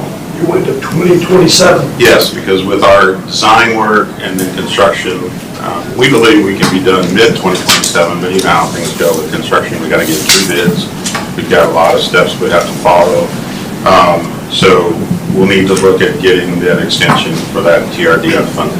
Did you ask for a clarification about appropriated versus designated? What did they come back? Because they were telling some people money had to be spent. Right, and I have a letter, and I can give you a copy from the Department of Transportation. Clearly states that our responsibility is that funding will expire October 3rd, 2025. Even if the funds are obligated, you enter into a contract, if it's not technically spent.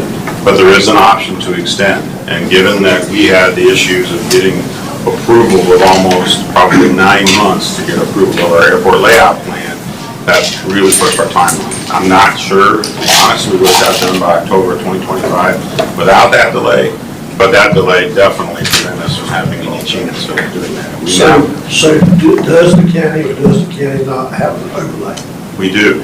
So we finally have an overlay? Yes, we do. The airport layout plan overlay was approved by FAA in December.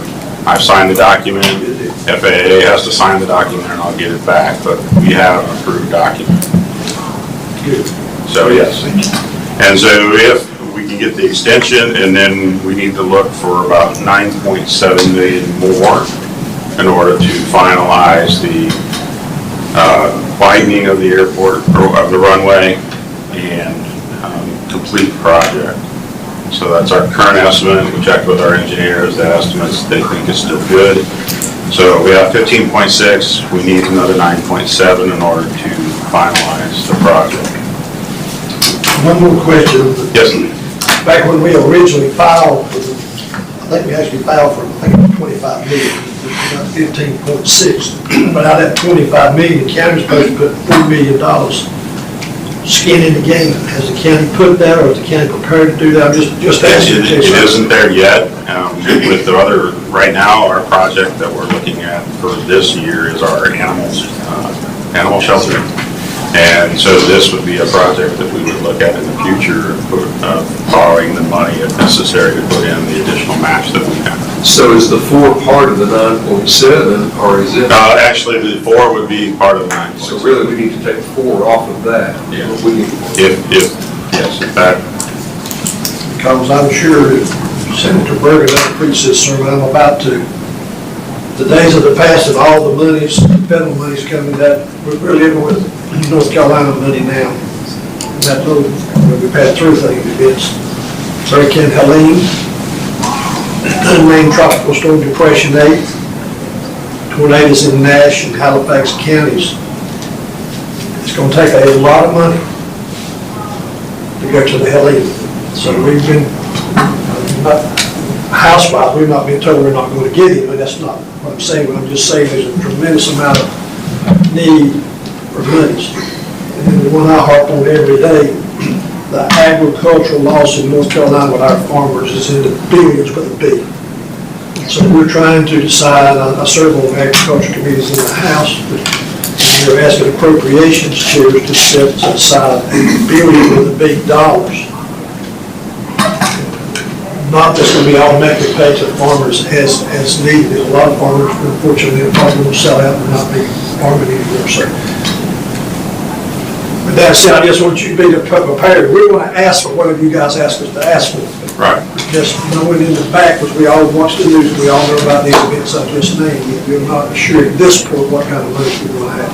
Unless the city's going to have a lot of money, they can just stroke us a check. Good question. Understood. And so as we look at it, and then future projects that we have relate to the corporate hangar development. We have an area that we need to reroute the road, and then that will allow us to create a new taxiway where we can put an area for new hangars for corporate clients. And we expect, we have 5 on the waiting list right now that have said they would build their own hangar if they had a pad where they could place that hangar. So the intent is that we build the infrastructure, and then they would then be able to go in and build their hangar in that area, and we would do a land lease to those properties. So if I hear correctly, you are looking at public-private partnerships? Yes, we're looking at. That's what we're looking at. If we ever get there, where we need to go. We get the I'm going by the Marvin Johnson County, because I've got a portion of that in my district, and I know that's how they've been as successful as they have with the hangars, have a public-private partnership. We'll have, wants the land, they put them in. yeah, so we'll have the infrastructure that's available to them, land lease, so they can build a hangar. And that is the best case scenario for us, because it allows we don't have to pay all capital involved related to that project. We end up with $1 million planes in those hangars that generate tax base. And so we feel this is the best way, and we have a waiting list, so we know the demand is there. Did you get the leases worked out on the others? Yes, all of our leases are correct. Everything's according to the FAA guidelines, which were set there. Good job, Chris. Now,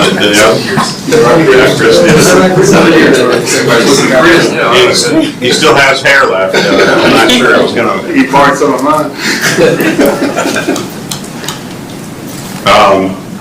The third one is 3 large corporate hangars. We feel there are needs for renting hangars.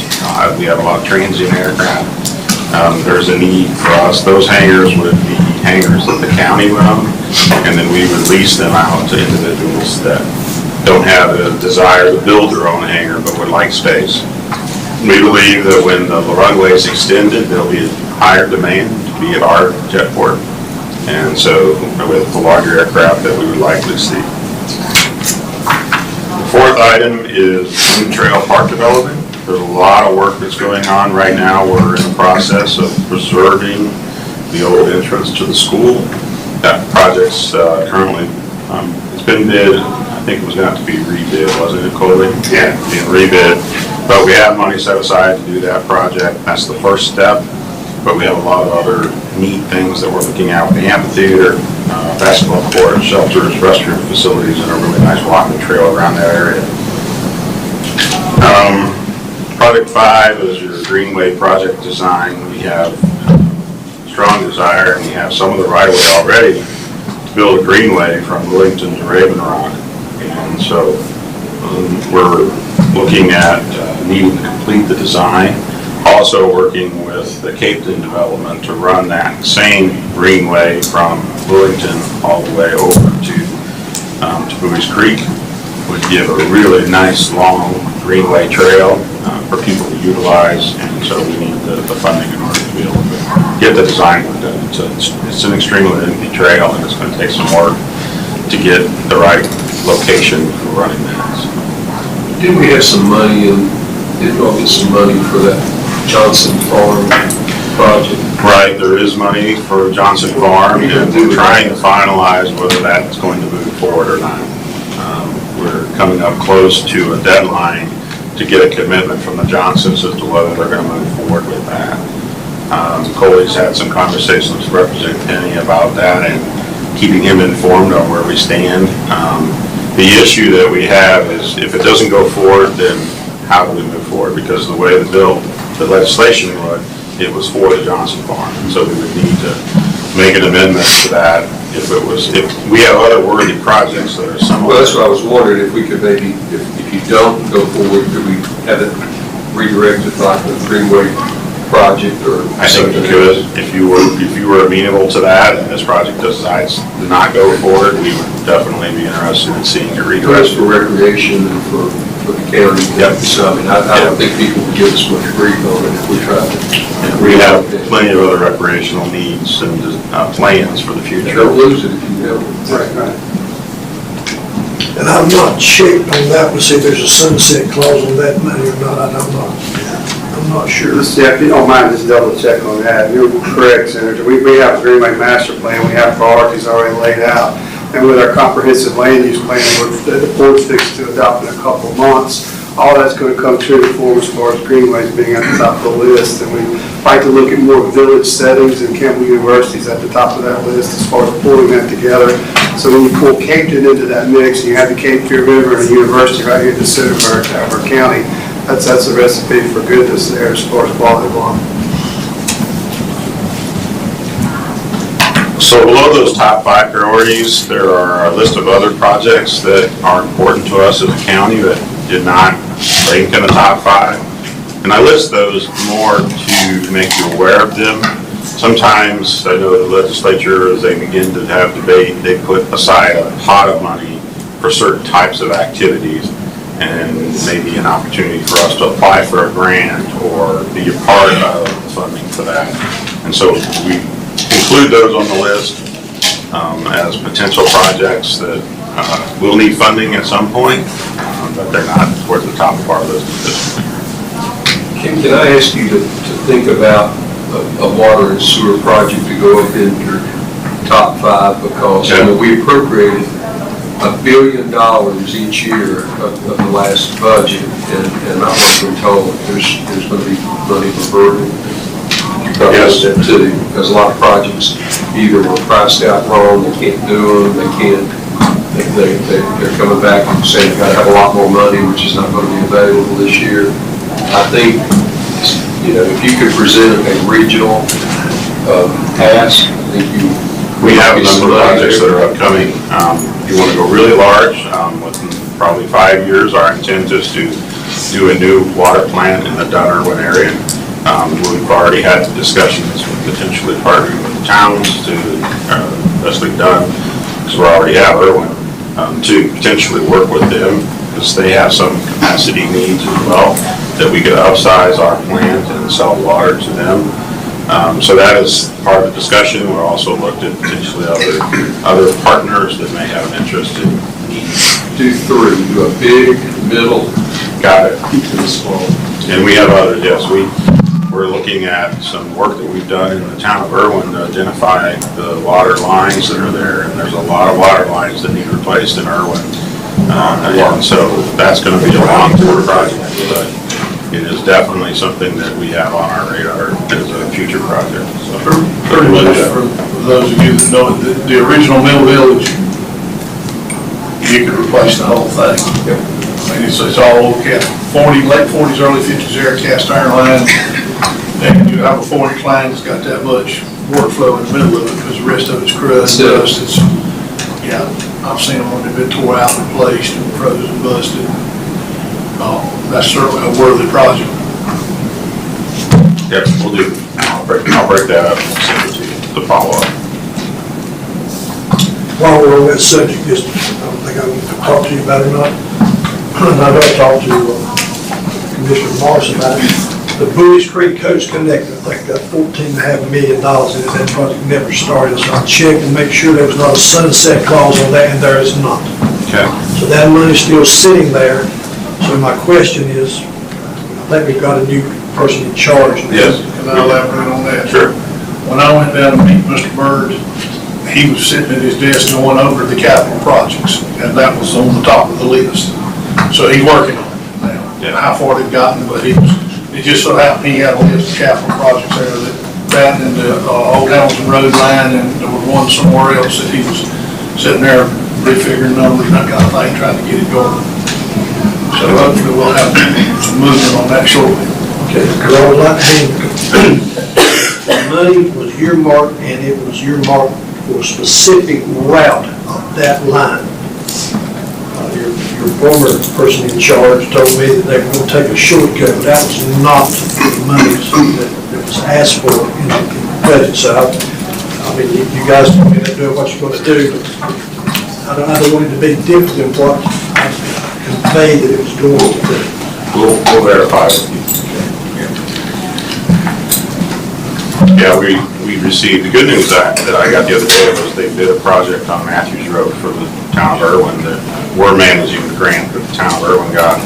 And we ended up with a very good bid, well within the range of the project cost. And so that project is going to be on the agenda at the next meeting for the board to consider.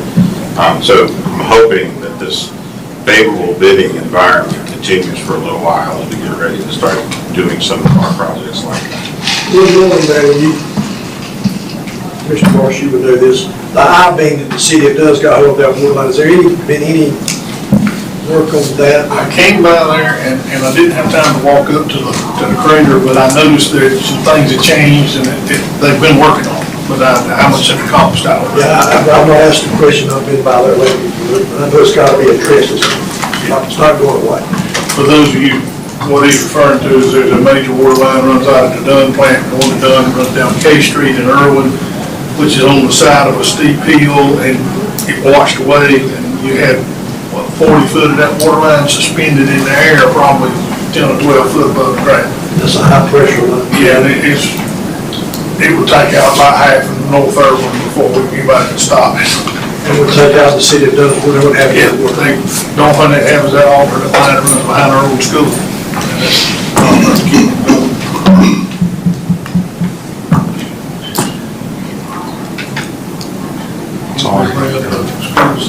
Yeah, I'll go ahead and move on forward with the commissioners if you got any questions or comments or things to address. Well, I'll do it again. I want to talk about the schools and the polling places and how do we address that. You know, y'all both been around long enough to see the problem we have with controlling access to the school buildings. You know, we want to make the elections open and easy to get to and that kind of thing, but we also have to think about the safety of the children and the traffic issues. And like Western Hornet voted 14,000 plus this time, and it's, you know, it's like herding cats. Is there anything that you would recommend that we do on the legislative side to give the Board of Elections more authority to change those sites if we need to? What we've been talking about, and of course we're going to go right back into talking about election issues and this whole thing about, you know, moving the Board of Elections over under the auditor's office and all of that, but I think we need to get all of the voting places out in the schools. And I think fire stations is a good thing.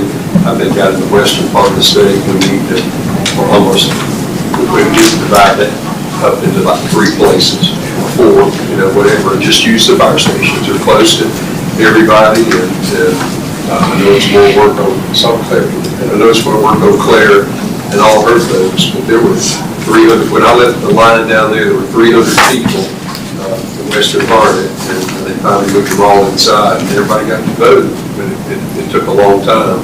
But that place was just always busy. Anderson Creek is the same way, back at the school over there, and it's, I was sitting here thinking about the inclement weather. And then you got a 3-hour wait line, people gonna get turned away because of that. So with the schools and everything, it's not smart to be voting in schools anymore. So I think if you all could start looking at it and working with, come with a plan and we'll see what we need to change on our end, to get it approved. And I think, in combination with you all working with Claire and see what equipment she's going to need, because she's going to have more equipment and staff to be able to do all of that. Safety has to be one of the main issues. I've just never liked doing it in schools. It's always been the practice, but there's got churches also. I mean, we had said before, like Crossroads right here. Of course, we didn't need a place here in Lily because we had multiple places. But there's a lot of churches in Johnston County. We use all churches in Johnston. I think there's a lot of churches that would say, yeah, we want you to use our building. I think limited the number you've got, which again takes more equipment, more personnel. I think you need to think about with the population growth, having more sites. The selective sites you got now, we're going to have to because the population growth expanded. Of course, we've got precedent. You're using Northwest, Bowie's Creek, maybe another fire station somewhere. So we've got some fairly large fire stations. Now, there's one out there, I guess it's Anderson Creek, it's got plenty of parking. Northwest Harnett's got, well, they manage a church next door's parking lot. They could come in. I'm talking to Commissioner Morrison. You guys, you need to take the lead on telling us what you want. And I'm 100% agree with you guys, schools.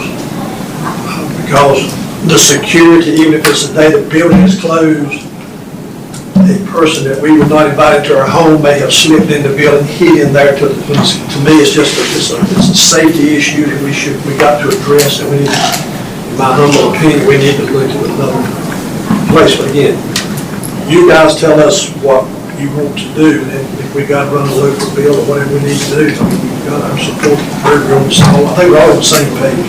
It's always, the things always come up about sex offenders. Sex offenders aren't supposed to be, school grounds.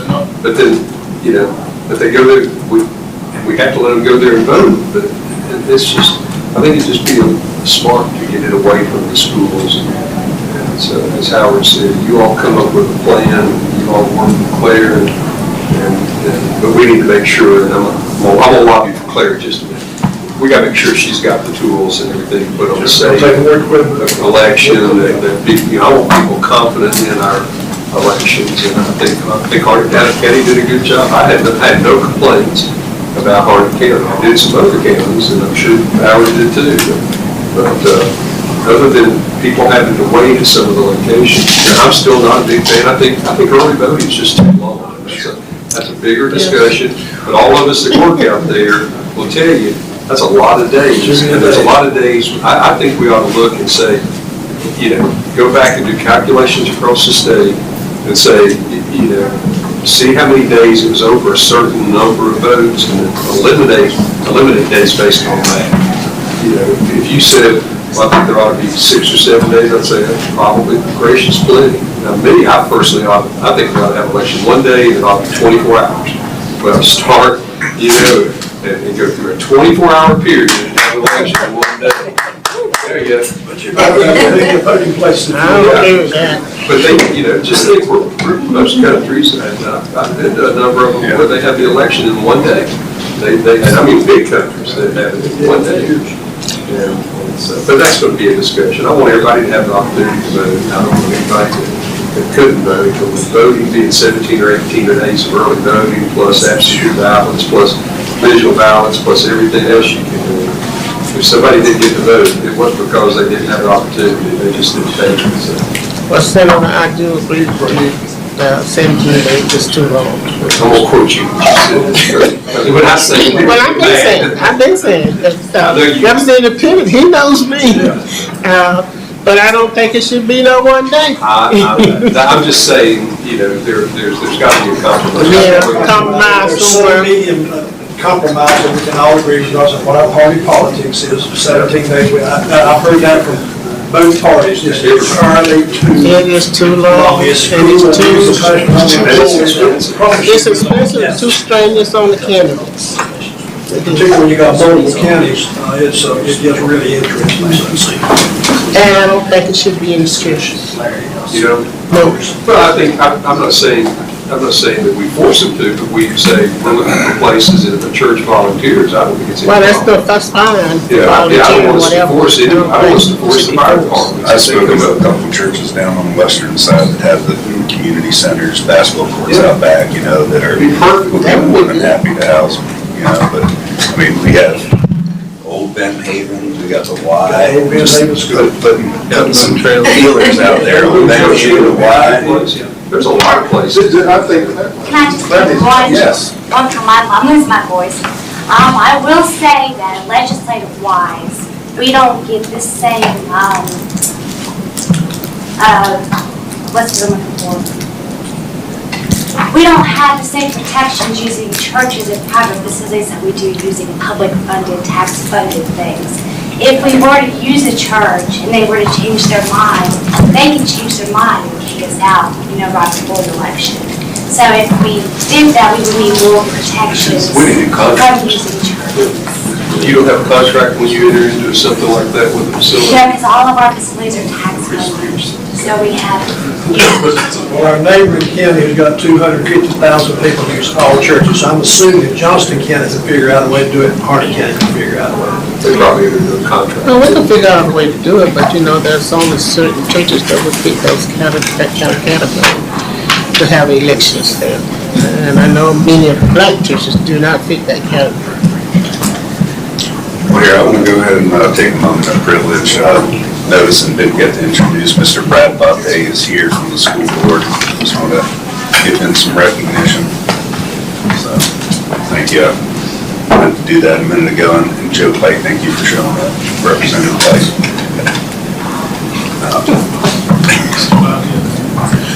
See, the Old Ben Haven, that'd be under us, the YMCA. Yes, and I would like to add too that our board is meeting to start discussing precincts and precinct sizes. We actually have a meeting tomorrow here in this facility at 5 o'clock if anyone's interested in coming out. The board is going to start that discussion as far as trying to balance out our precincts, look at some of our locations and what the options are. So that is something that the board is discussing. But again, with our sites, if we, I mean, I had kids in school, so I know what it's like to have kids in school and use it as a voting place. So I do feel what people are saying, but we need to have a good alternative. And not all of our fire departments are good at the alternatives. Parking is really not allowed on the apron in front of them.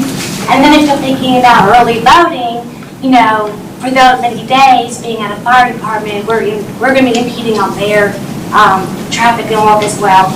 So although I'm not going to say, you know, one way or the other what's best, there are pros and cons both ways, and the board is looking to address those issues. So feel free to come to any of our board meetings as well, and you know, reach out and talk to our board. Once we do get kind of a game plan of what we want, the board is going to have several public meetings within those precincts so the public can also give their input to these decisions as well. So Claire, are you thinking about like, you know, how the western part and the splitting and western part needs, splitting that into a couple That of is different. currently the board's priority because Barbecue and Anderson Creek have gotten so large. So that is their priority, but we are going to look at all the precincts and numbers as well because we do know that Northwest part is going to be probably the next one to move. So we have a lot of things that we need to look at and adjust. One way to offset some of those election day wait times is early voting and expanding early voting. But for each additional early voting site we have, that's about $50,000 that we have to budget for. And again, you've already mentioned the staff and the time on top of that. So There's a lot of things that we can do to work with, we just need to have those conversations. What about early voting? If you're having it's a time, 4 to 7, 4 to 8, instead of all day, there's 17 days, all day there's 17 days. Do a time frame, because you're trying to allow people that work to have time off if you want to do a time frame instead of doing all day every day. Yeah, and that's something that we don't have control over because that's regulation legislation. So maybe and I know I can get it from your side, but would you send me the total number of votes by day, early voting? Yes. By each location? Yeah, I have a copy. Would it give you the time? No, y'all don't keep up with it by time. You don't know what time they voted, do you? So you couldn't tell me like a peak analysis on it. That would be good. That would be nice if you had that. Well, the Because it might be we only need to be that's open 4 hours, but 2 hours in the morning, 2 hours in the evening. That's the planning and organization come to the commission, because y'all will mention that down. Planning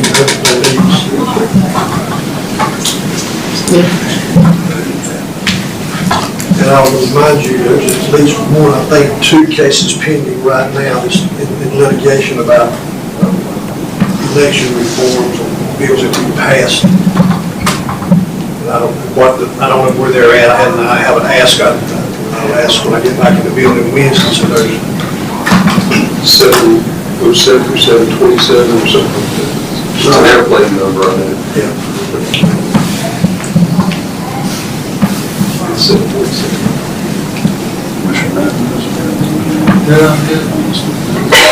Pretty much covered.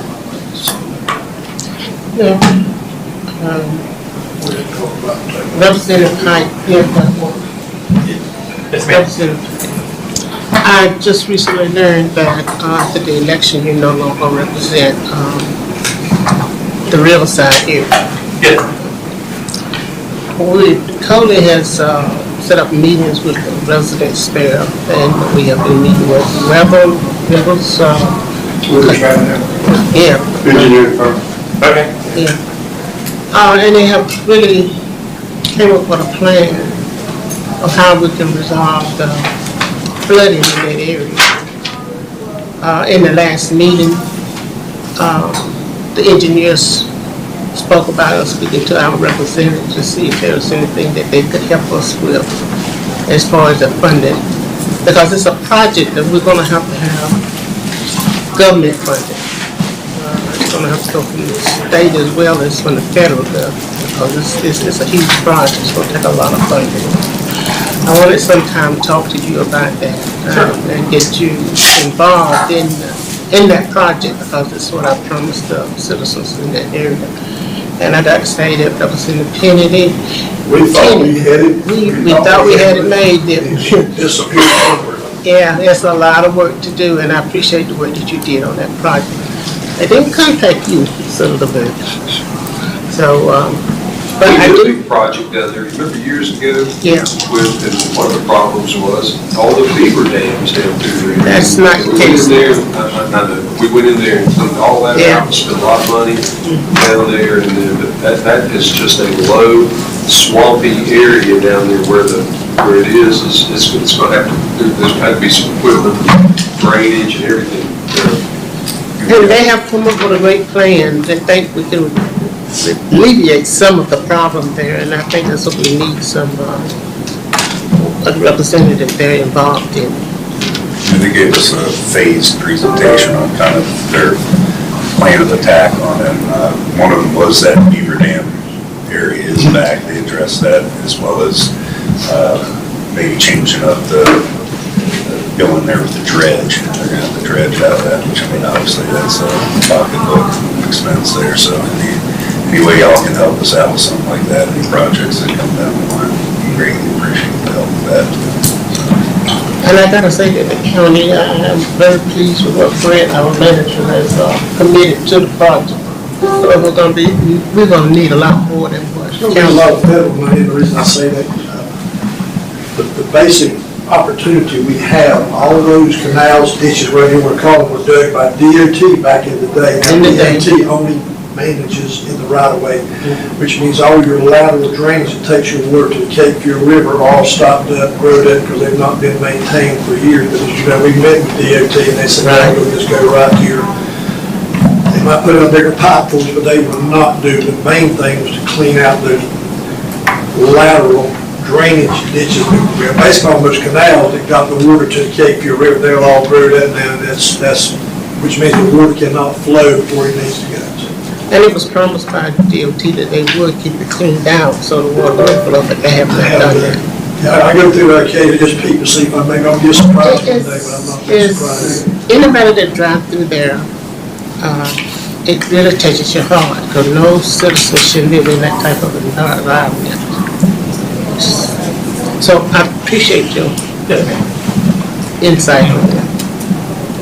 So on your all's list, and Howard and Joe will all submit these, because we're going to do it, I guess, the same way we did it last time, and then people turn stuff into us, and we have a portal that we put it in, and then the three of us will put our heads together and take the different areas that we represent and come up with a list and turn it in. I'm going to pre-warn you that it's just like the federal government has already designated $9.5 billion for Western North Carolina. Well, we have to contribute 10% of that.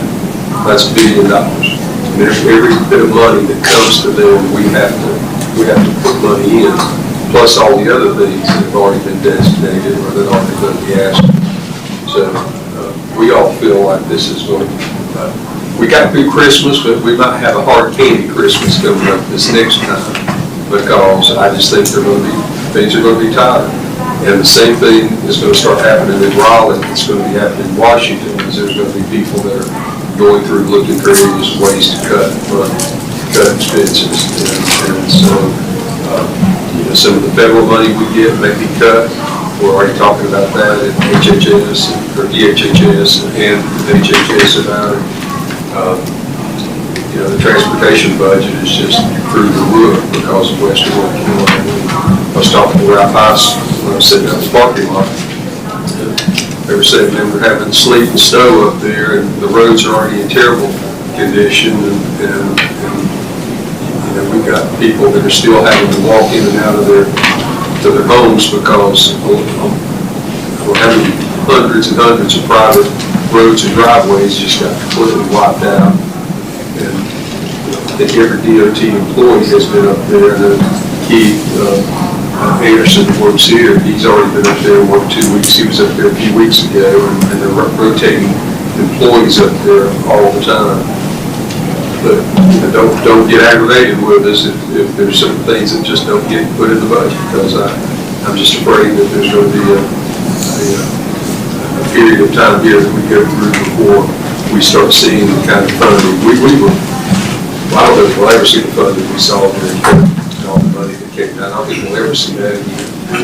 But the tax rate went down in North Carolina on January 1st, so that's going to affect the budget. There's a number of things and I think there's just a general feeling of the government has spent too much money, state and federal, and there's going to be a cutback on it. We've got a big meeting coming up on the 15th just about child care. This is a Senate meeting. Anybody wants to come can come to it. But we're bringing in everybody to talk about child care. In this last round, we put $33 million to keep these child care centers up, subsidize the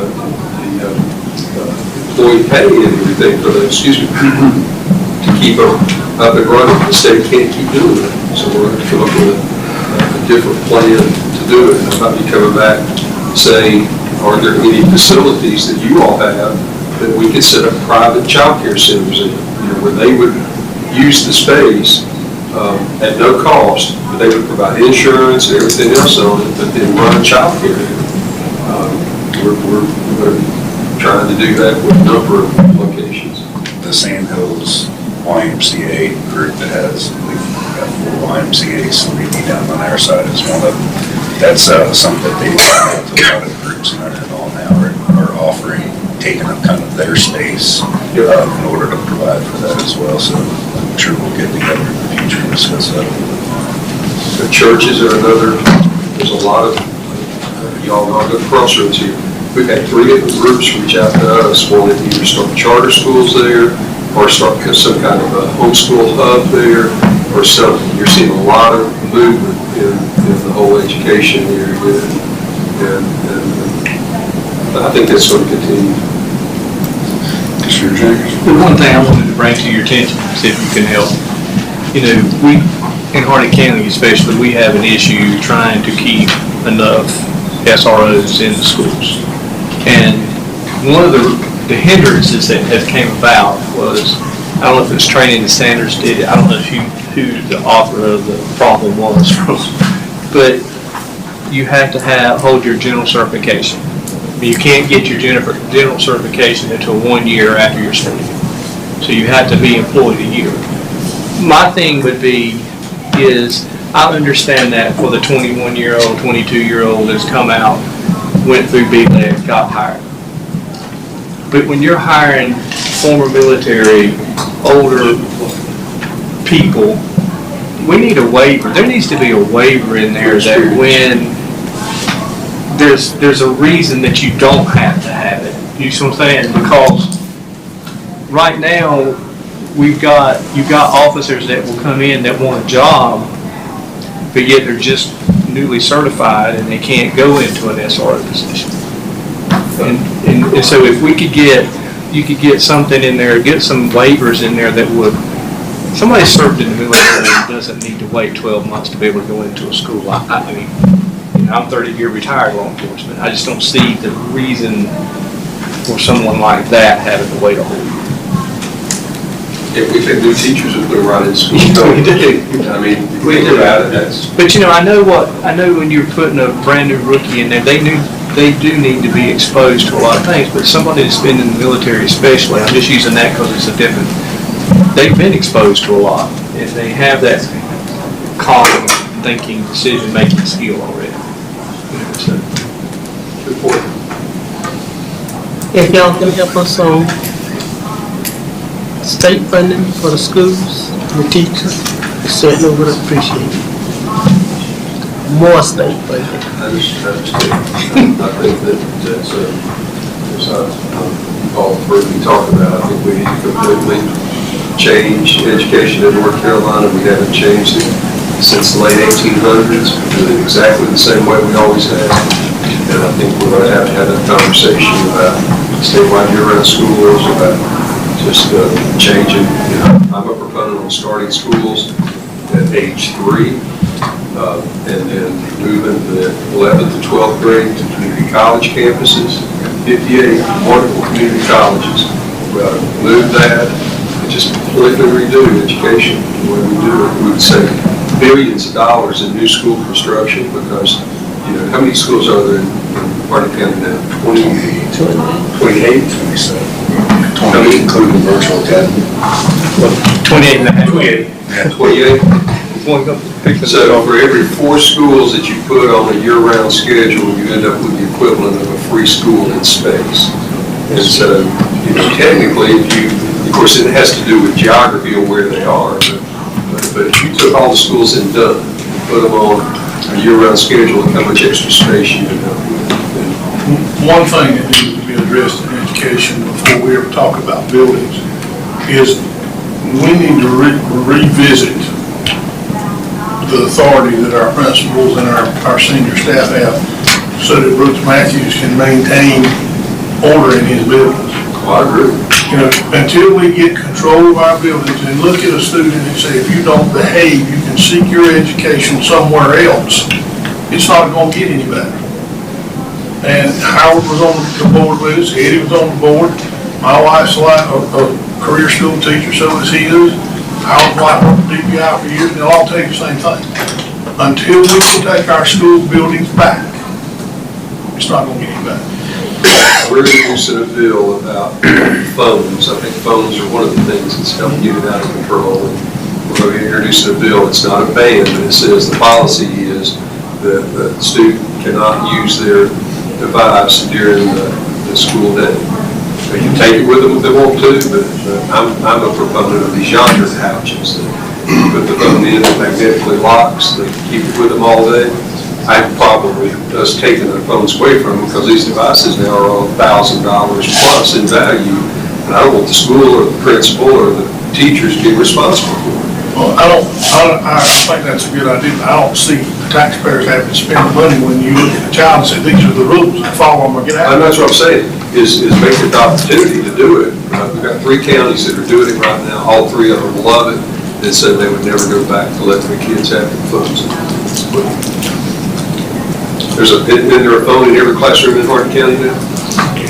Brooks, in there, right? Yes. That's why I'm glad, because that's what I told somebody the other day, is I said there's a phone in every classroom in Hardin County. If something happens, everybody doesn't need to be on that phone.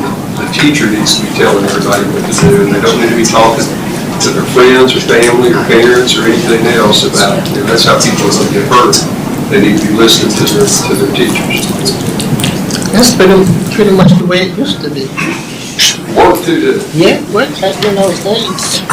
the rule was, if I got in trouble at school, which thankfully I didn't a lot, but I was in more trouble when I got home. That's right. Now somebody gets in trouble with school, the trouble comes from home back to the school and fuss at the school. Right.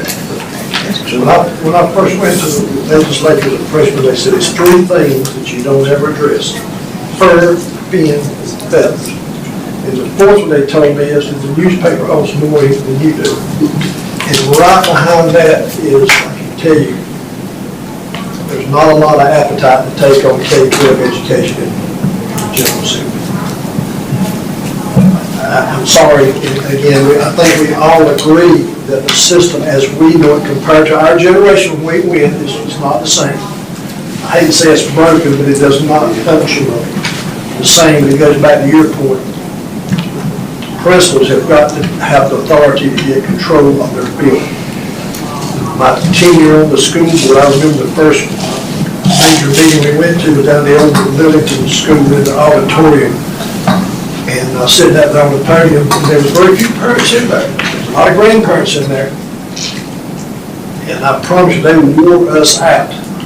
But it dawned on me, where was the parents?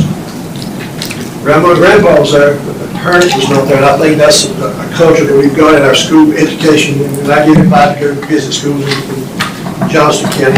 This past time, I think I went to visit one in Hardin County. But I see the same thing. Our teachers, we expect them to be the mama, the daddy, and the uncle, the teacher. We expect them to be everybody getting the discipline. If they do the discipline, then they're in trouble. We've got to figure out a way. It's not simple to do. But with that said, somewhere on we don't need legislators telling us what to do to educate our children. But with that said, we have to make some tough decisions. And be man long enough to stand up to the decision we make. And that's not always easy. Anybody have anything else? Well, gentlemen, appreciate you guys showing up this time. I mean, I'd open the floor to you guys if you have anything that's pressing that you think we should know or that's coming down the line this next year. Like I said, I think this is going to be a year of trying to maintain things rather than expand a lot of things. I just don't see that it's going to be the money or the appetite. We're having a lot of changes, just like they are. Dan Blue won't be the minority leader anymore in the Senate. We have to move to the governor. And so that changes the dynamics of the Senate. They have a new speaker, and that's going to change, and a new rules chair, and a new majority leader. So, and your minority leader, Robert's staying there. As far as I know. That's what he told me. I hope so. He's very good. Dan Blue, he's been there long ago. Robert? Dan Blue. Dan Blue has been there, and Dan and I have become very, very good friends. He sits right behind me, and I hate that. Because I just think his statesmanship has been something that everybody can count on. He's just a good guy.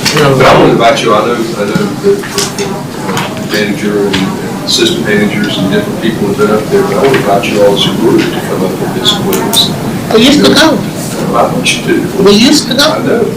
And I want you all to pick a time and come up, and the three of us will not only meet with you, we'll drop a little lunch and visit.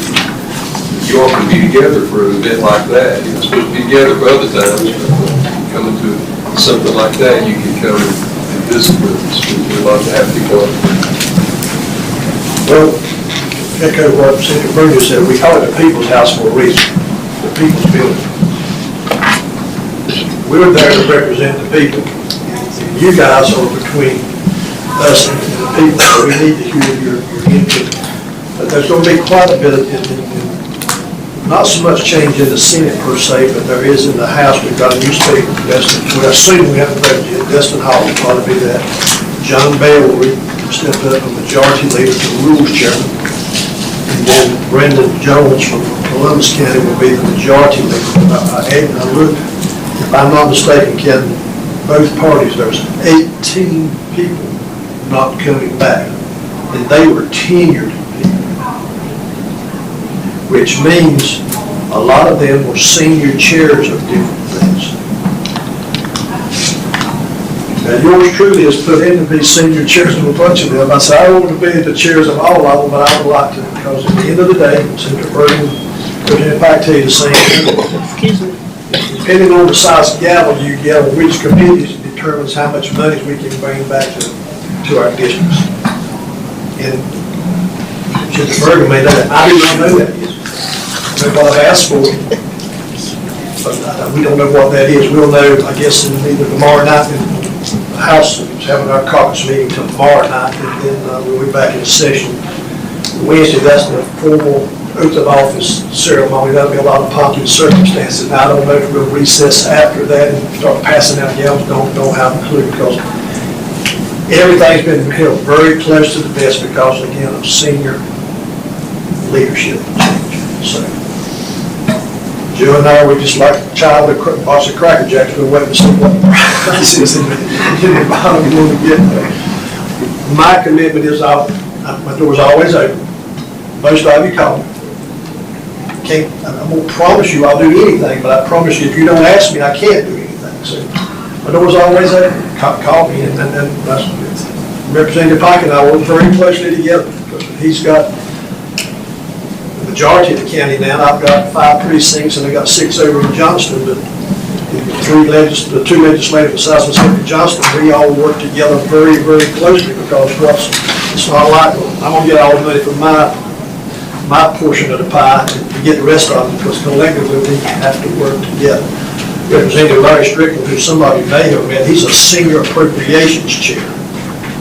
And so I make sure that he and I are on a first name, very close basis, because he's the person I have to use to go to and sell what you guys are asking for with this piece of paper.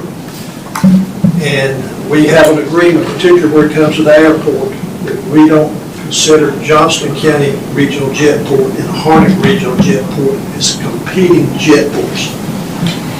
We see the growth coming out of Wade County, the air traffic and all, there's room for both of us.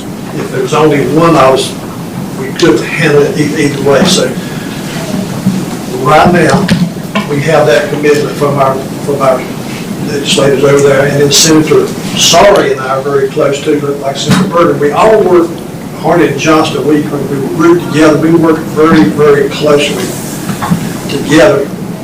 This region economically, Lee County and Johnston County, as y'all well know, every industry coming out, falling out of the sky goes in one of those 2 counties. And I'm saying it's time for Harnett County to start getting something. We need help to attract this businesses, but that goes back to infrastructure that we're sitting here talking about. That's really so important for water and sewer and infrastructure things we're talking about, because we've got to have the infrastructure. We've got 2 Class 1 railroads, and we've got an interstate highway and Interstate 40 close by. There's no reason in the world why we cannot grow from an industrial standpoint. We sit here talking about we don't have us natives. We can't pay enough property taxes to build all the schools we've got to do. So we've got to have industry. So anything that the county staff can do, the legislature, we're committed to trying to grow Harnett County.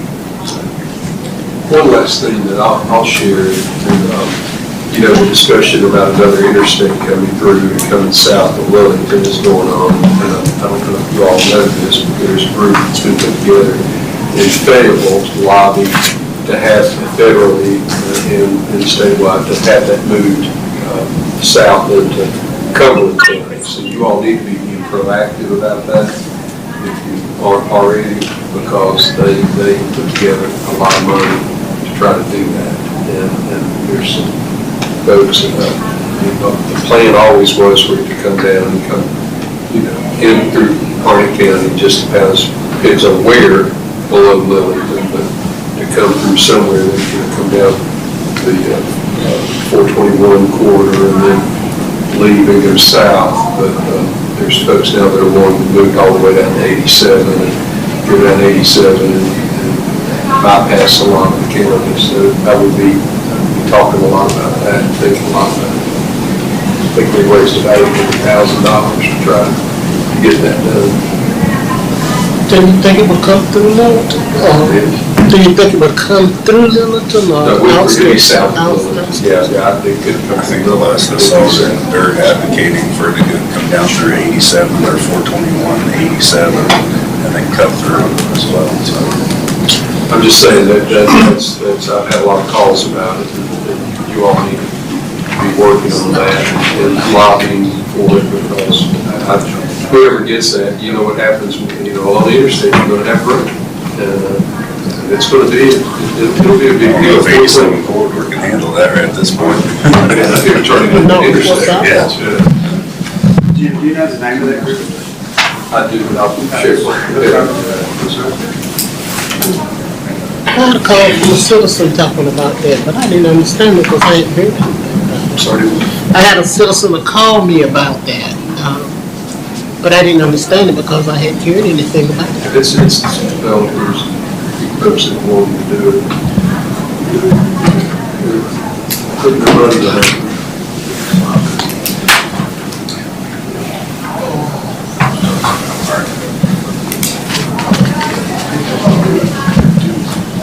all right, does anybody else have anything? Well, I appreciate you. Thank you. Appreciate you. Alyssa and anybody else who had involvement with the food, thank you so much. Staff, thank you all. There's nothing further, I'll entertain a motion to adjourn. So moved. Motion and a second, we are adjourned.